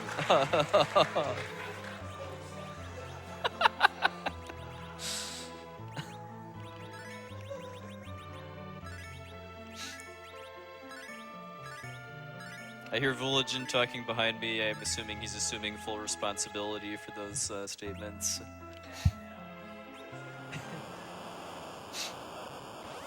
So Leviathan is another fight that's trivial, but not. Leviathan can kill you. The big wave attack is a fixed damage attack. It always does 25% damage, unless you have on ice protection. 25% of your max HP. Right. Otherwise, the fight goes pretty standard, straightforward. If he is to kill Ice 2 Biff over and over and over again, you can have a problem. But otherwise, the fight's going to go pretty easily. I'll do a safety heal here with Kane because he's our big damage dealer. Now we're pretty much safe the rest of the way. Edge is a little lower level Finally than got expected. this battle lets us finally get our revenge for getting eaten in every normal speed run too, without Leviathan ever having to answer for that. Shout out to Leviathan. Leviathan, yes. It should be almost done. Should be now. done, yeah. I'm surprised. Nice. There we go.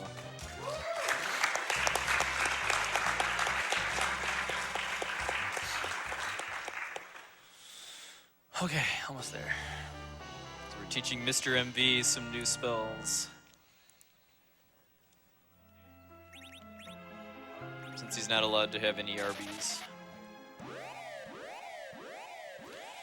Now we're gonna go fight the big bad legend, Muhammad. And this fight is difficult. It's not as easy as hucking darts, but it is definitely intense. Yeah, because the way you're meant to fight Bahamut is to level up enough to learn the wall spell so that you can reflect his Mega Flare attack. And that becomes infinitely easier if you go there while you still have Fusoya, who can also cast the wall spell. But No Cash has neither of those, nor enough HP to have any chance at surviving Mega Flare if he gets it off.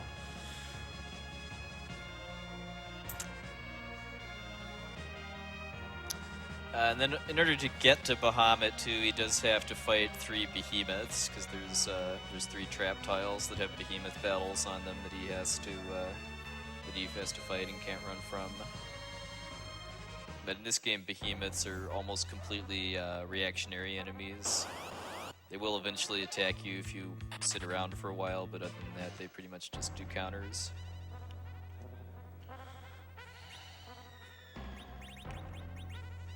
We're gonna beef up a little bit here, but we do want Rosa dead, or we call it Kane. So one thing we haven't talked about at all, and there's really no place to say it, except for it's happening throughout the entire run, is No Cash has been doing what's called plinking. It's a fighting game thing. Almost every input that he's had, you can plink commands so that, for example, if you hit the A button and then you immediately hit the R button, it takes that as 2 A inputs. He's been plinking every time he's in a menu. As he's hitting down, he's also mashing the Y button, I believe it is, just over and over and over really quick to move the menu through, which is why he's able to equip things so quickly. You say, how's he moving through the menu that fast? Yeah, well, he's hitting more than just down. This game has a very, very laggy menu compared to the other Final Fantasy series. So the fact that you can do that plinking in order to do double inputs and menus is pretty significant.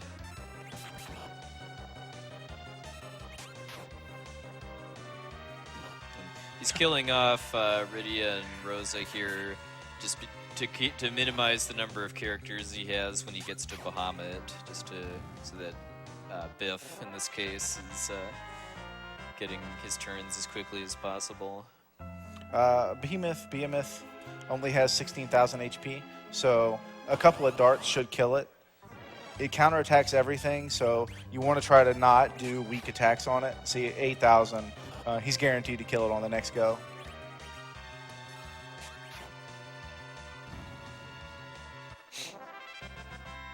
We also drop strength rings as they're random, or they're rare drop. He can drop a strength ring, he can drop a power vest, which is another rare drop.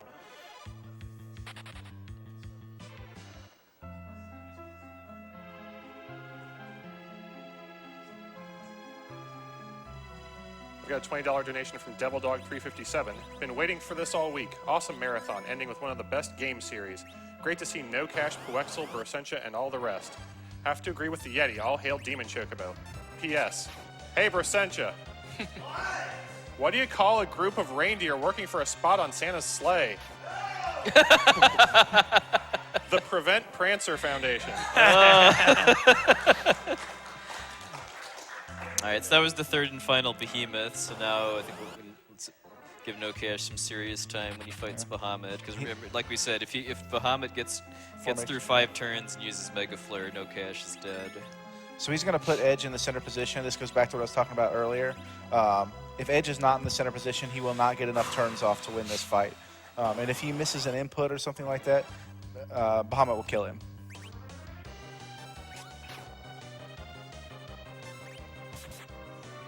Just to let you know real quick, we're $1,500 away from the 1.2 million. So get your donations in, guys. That's it.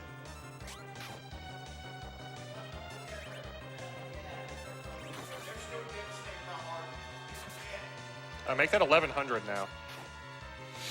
All right, that's it. All right, everybody. This is the home stretch. Yeah, you might notice how the amount of damage that Edge is doing with the Excaliburs is gradually increasing too, and that's just because of the extra levels he's gaining from these extra bosses and the behemoths. So for the rest of the way, he's going to go back to where he picked up Fusoya. Then he's going to just follow the path to the lunar core. He's going to pick up one chest along the way, which has a protect ring, which is going to be given to Edge. Other than that, there's not a whole lot to talk about until he gets down to the bottom. Yeah, so I guess we can just kind of have both donations and then any kind of wrap-up announcements for AGDQ 2016 you have in mind. But then maybe once he gets into the lunar core, we'll want to start commentating again.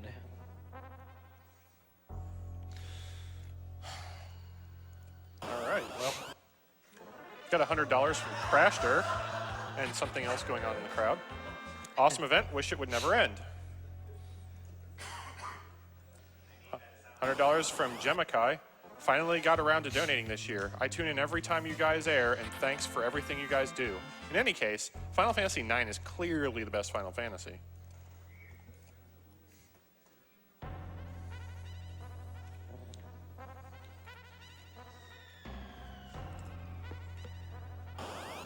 $100 from Pat in the Hat. It's been a great week of speedruns, and I'm always happy to donate what I can to this truly deserving cause. Thanks for the entertainment all week long. As AGDQ draws close to an end, I eagerly await the approach of the upcoming SGDQ 2016. You guys are awesome.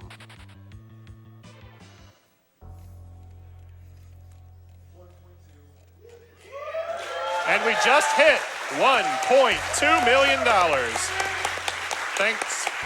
Thanks everybody for your generous donations.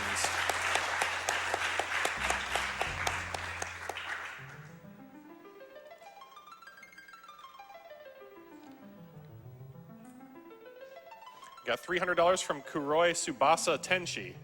Glad to see another year of weaponizing entertainment against cancer. Props to all the runners and staff, especially the tech crew, for keeping things running smoothly, despite the event getting more and more and more complicated each year. Keep up the good work, guys.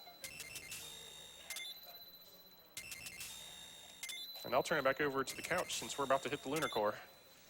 Well, we got the whole subterranean. Oh, true. Oh, so you want me to go ahead and do this through the subterranean? Until we get to the crystal area. Gotcha. Yeah. Okay, cool. Yeah. I can do that.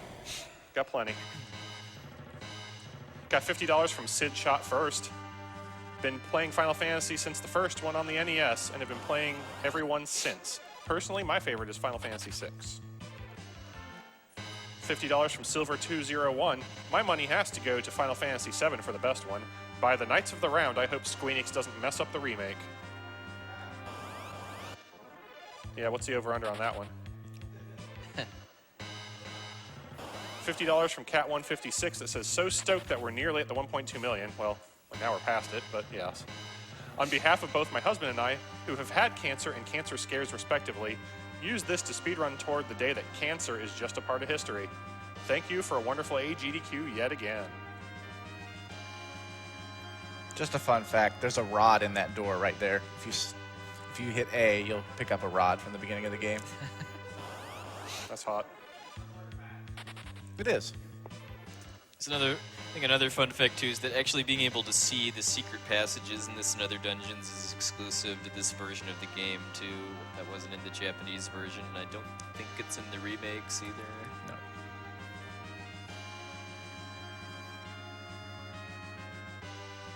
We have $1,000 from Sometimes It's Alex.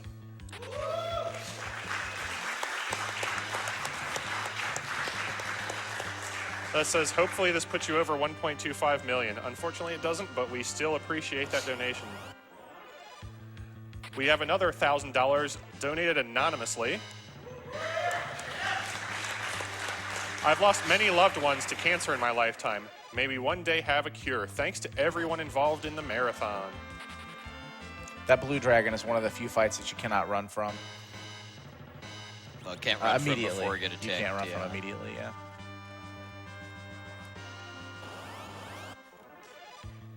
So in this route, 2 cat claws on edge pretty much guarantees running away right away, right? For Except the- for for stuff the like most that. part, yeah. Right, with just a couple exceptions like that blue dragon. Here's that protect ring I was telling you about. It's in this chest right here. And then following getting the protect ring, he's going to set up the final party formation. I'm going to go ahead and leave him in the back row for now, and then we'll swap later. Yeah. That's correct. Yeah, okay. Swap Cecil, change rows. That's fine. We'll leave him in the back for the descent just in case anything comes up. A reminder to change. Yeah. Just like we did for the Excalibur, right? Yep. You're so good at it. We got $200 from Foxlisk. Almost missed my chance to donate this GDQ, but I've got to give something during the classic Final Fantasy IV. Let's use those crystals to end cancer too. Yeah, if he was still on the step route, he'd generally not be seeing either Fatal Eyes or Blue Dragons, just because those are the. I mean, Fatal Eyes aren't dangerous, but they do get that count spell off twice, which wastes some time with the animation. So we got $10 from Crane Auto. Hey, Bersentia. How's it going? How's it going? That's cool.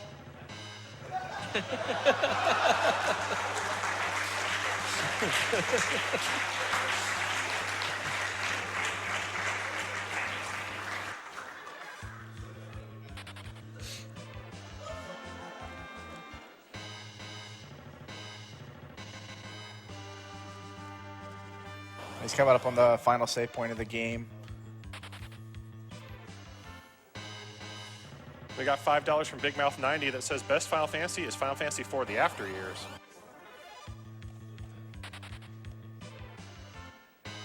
Kiara donates $10. This says Final Fantasy holds some of my best memories, dating back to Final Fantasy I on the NES. So that wins my vote for starting an amazing franchise. Thanks to all the players, viewers, and donators. Here's to many more amazing AGDQs.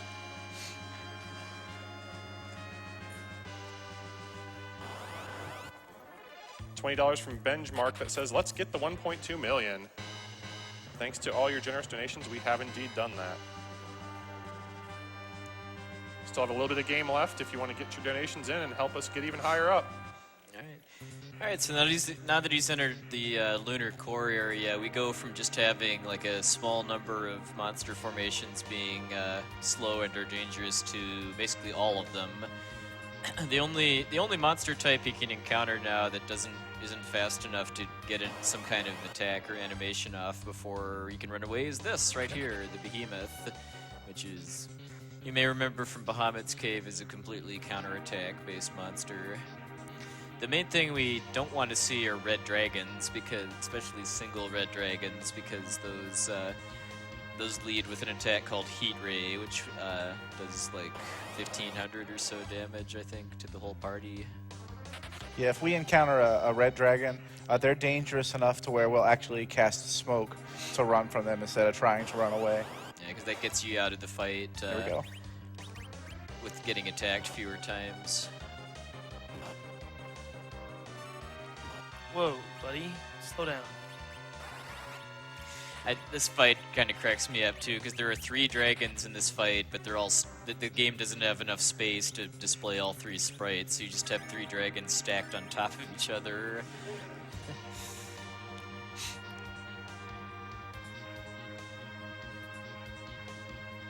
I believe also that's the highest experience natural encounter you can get in the game.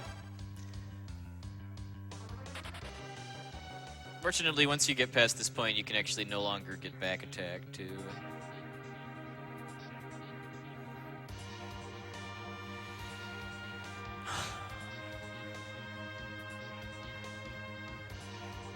Alright, don't forget party change. I did forget. For reals. I totally forgot. I was thinking about Zermus.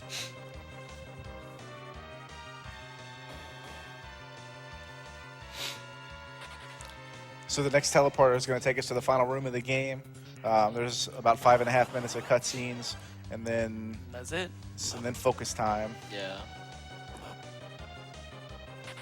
Because no matter how much grinding you've done, let's say the back, no matter how much grinding you've done in the speed run, and how well you understand the fight, it is still possible to die to the final battle.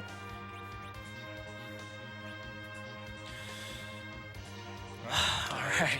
So I guess we can have a few more comments and stuff, but once the game loads this Zeromus fight, we'll kind of start explaining it and then have some serious time for the rest of the run. Absolutely. We have a $5 anonymous donation that says, enough expository banter. Now we fight like men. And ladies who dress like men. For Gilgamesh, it's morphin' time. One of my favorite quotes from the GBA remake of Final Fantasy V. It is a good one. Do the medio, no! Do the medio, swing your arms from side to side. Oh, sorry. Yeah. My bad. I know, I think Zima's just called you silly for that. Oh, What else? I already knew that. Come on. All right, so $200 from Stephen J. Shoutouts to Laser Bomb and the entire 502 crew. Great work, everyone involved in this. We have a $75 donation from Star Knight X. Didn't get a chance to watch much of the marathon live due to work, but still had to get in at least one donation before it was over, and what better time than one of my favorite RPGs. Thanks to everyone for putting on the event, and we'll be looking forward to next time. As are we. Yes. We have $50 from Odin Smash. Another year, another great AGDQ. Congrats to all the staff, runners, commentators, restreamers, and attendees for putting together another fantastic event. Shout out to my good friend Puexel, and best of luck to No Cash on the rest of the run. I was going to say no to the best Final Fantasy to avoid feeding the fanboy rage, but since it's for charity, I'll go with Final Fantasy VI. Good taste edition, of course. Thank you, sir. I'm getting a phone call from Bick. I wonder why. Good job, Vic. I was going to answer it too. What's up, Bick? I think Vic needs to communicate with No Cash via donation comments. I agree. $75 from Siegfried. Had to donate during the best, most revolutionary RPG game of all time. Also, shout-outs to the announcers, who I know who have to be really tired after this awesome week. You rock. I don't know. I'm not very tired. You know, one thing we didn't mention, you said revolutionary, is this is the first Final Fantasy that has the ATB system. You know, it's kind of something we kind of glossed over, but it's a big deal. Yeah. Yeah, because I mean, I think pretty much all JRPGs before this game came out were strictly turn-based as far as how combat worked, and didn't really have real-time elements like this game, and then all the remaining Super Nintendo and PlayStation Final Fantasies do. We got $50 from Walter H. that says, doubling down on donations this year. Have another 50. Thank you, sir. $21 from Zero Dying. Been a huge fan of speedruns since my buddy Josh showed me AGDQ. Caught SGDQ 2015 and was amazed and wanted to donate this time around. I hope we beat cancer like these games. Thanks to the runners and the tech crew, and shout out to the guy with the coffee cup collection. Hype. I've never seen that. I think it might be prudent to explain this fight beforehand, just so. Yeah. So I'll turn it over to you then. the Zeramus fight is a multi-stage fight. If you've studied the fight, you know what you're doing. You can actually figure out where you're at in the cycle because the cycle repeats. Zeramus has 61,000 HP, and at any time he falls below 16,000, he gets the HP refilled to 60. So that gives him roughly 110 to 120,000 HP.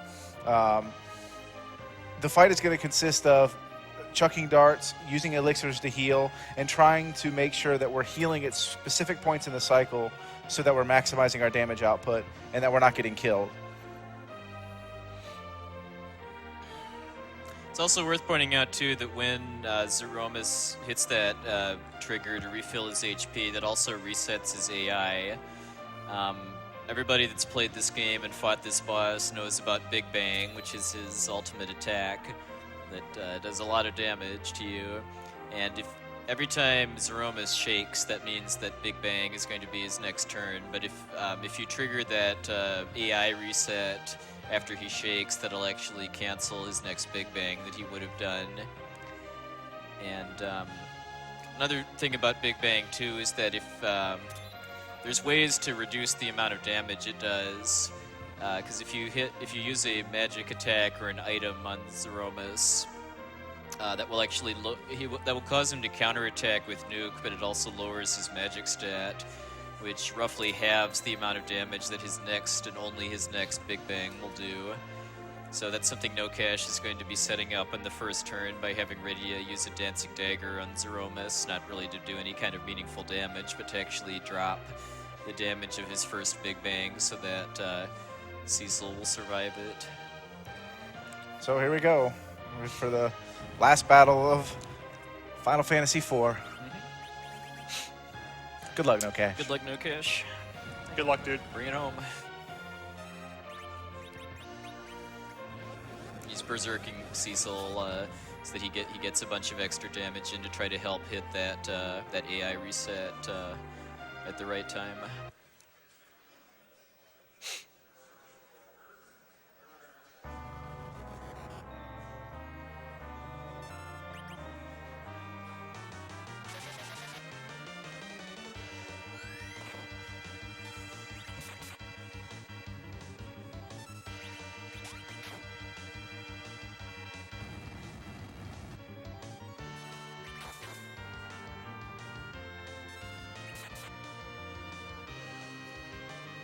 So what he's doing here, by the way, too, is he's going to wait on Rose's turn to see who Zeromus nukes. Ah, Of course. well, he might survive. Come on, survive. Ah, that's really, really bad luck, actually, to have Cecil get nuked. So he's going to have to kind of switch his strategies a little bit here to go to a much more conservative strat. Yeah, likely because of this, he's not going to phase shift as early as we would hope. So there's a possibility we'll see a virus cast in there. It's not a big deal as long as No Cash anticipates it and makes sure his HP is high enough to survive it. No Cash is taking it very, very safe. Which is very prudent in a situation like this.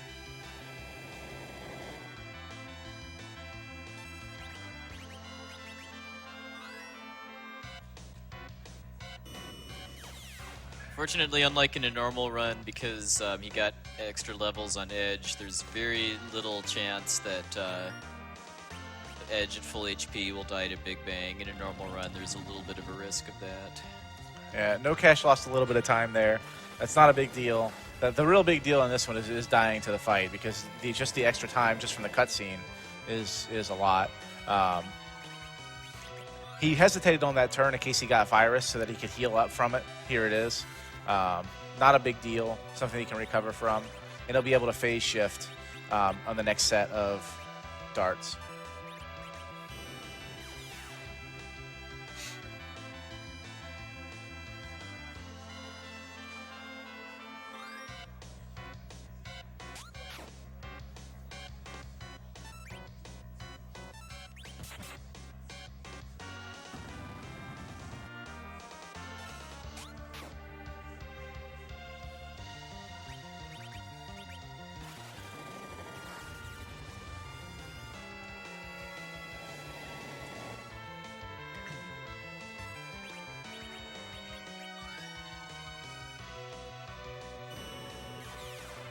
Nuke's coming.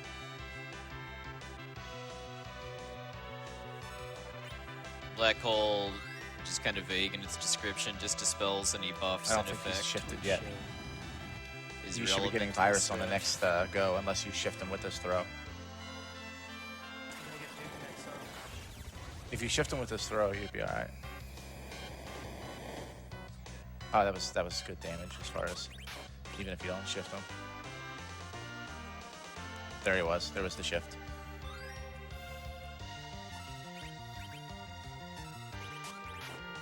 So you may have noticed there was a pause. There was a delay in Zeromus's turn. He phase shift right there.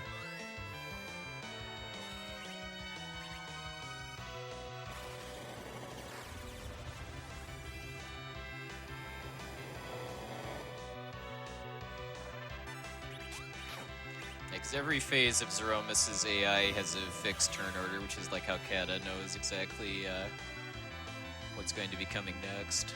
This could be tricky right now. Nuke's coming right now. If it does, throw a life instantly at Kane. Oh, you're good. okay. That was lucky. Very lucky. So that was a little bit lucky. He didn't have Kane healed up, so that nuke would have killed Kane if it hit Kane. Fortunately, though, he was just at the point in the cycle where if that had happened, he could have instantly lifed Kane, and he still would have had enough time to heal Kane back to max.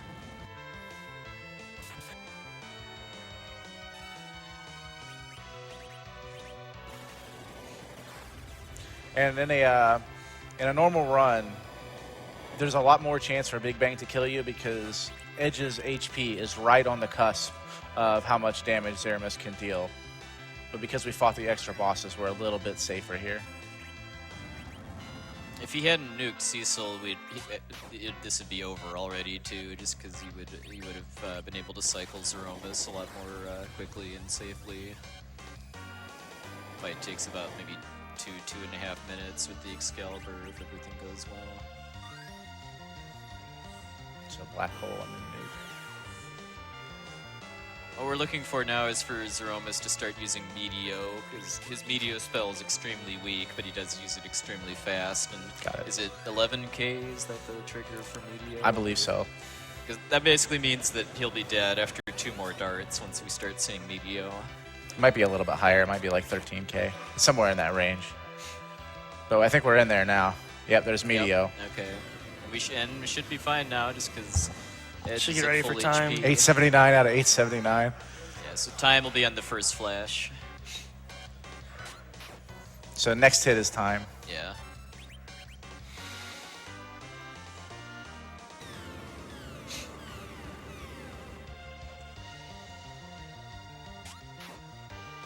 Time.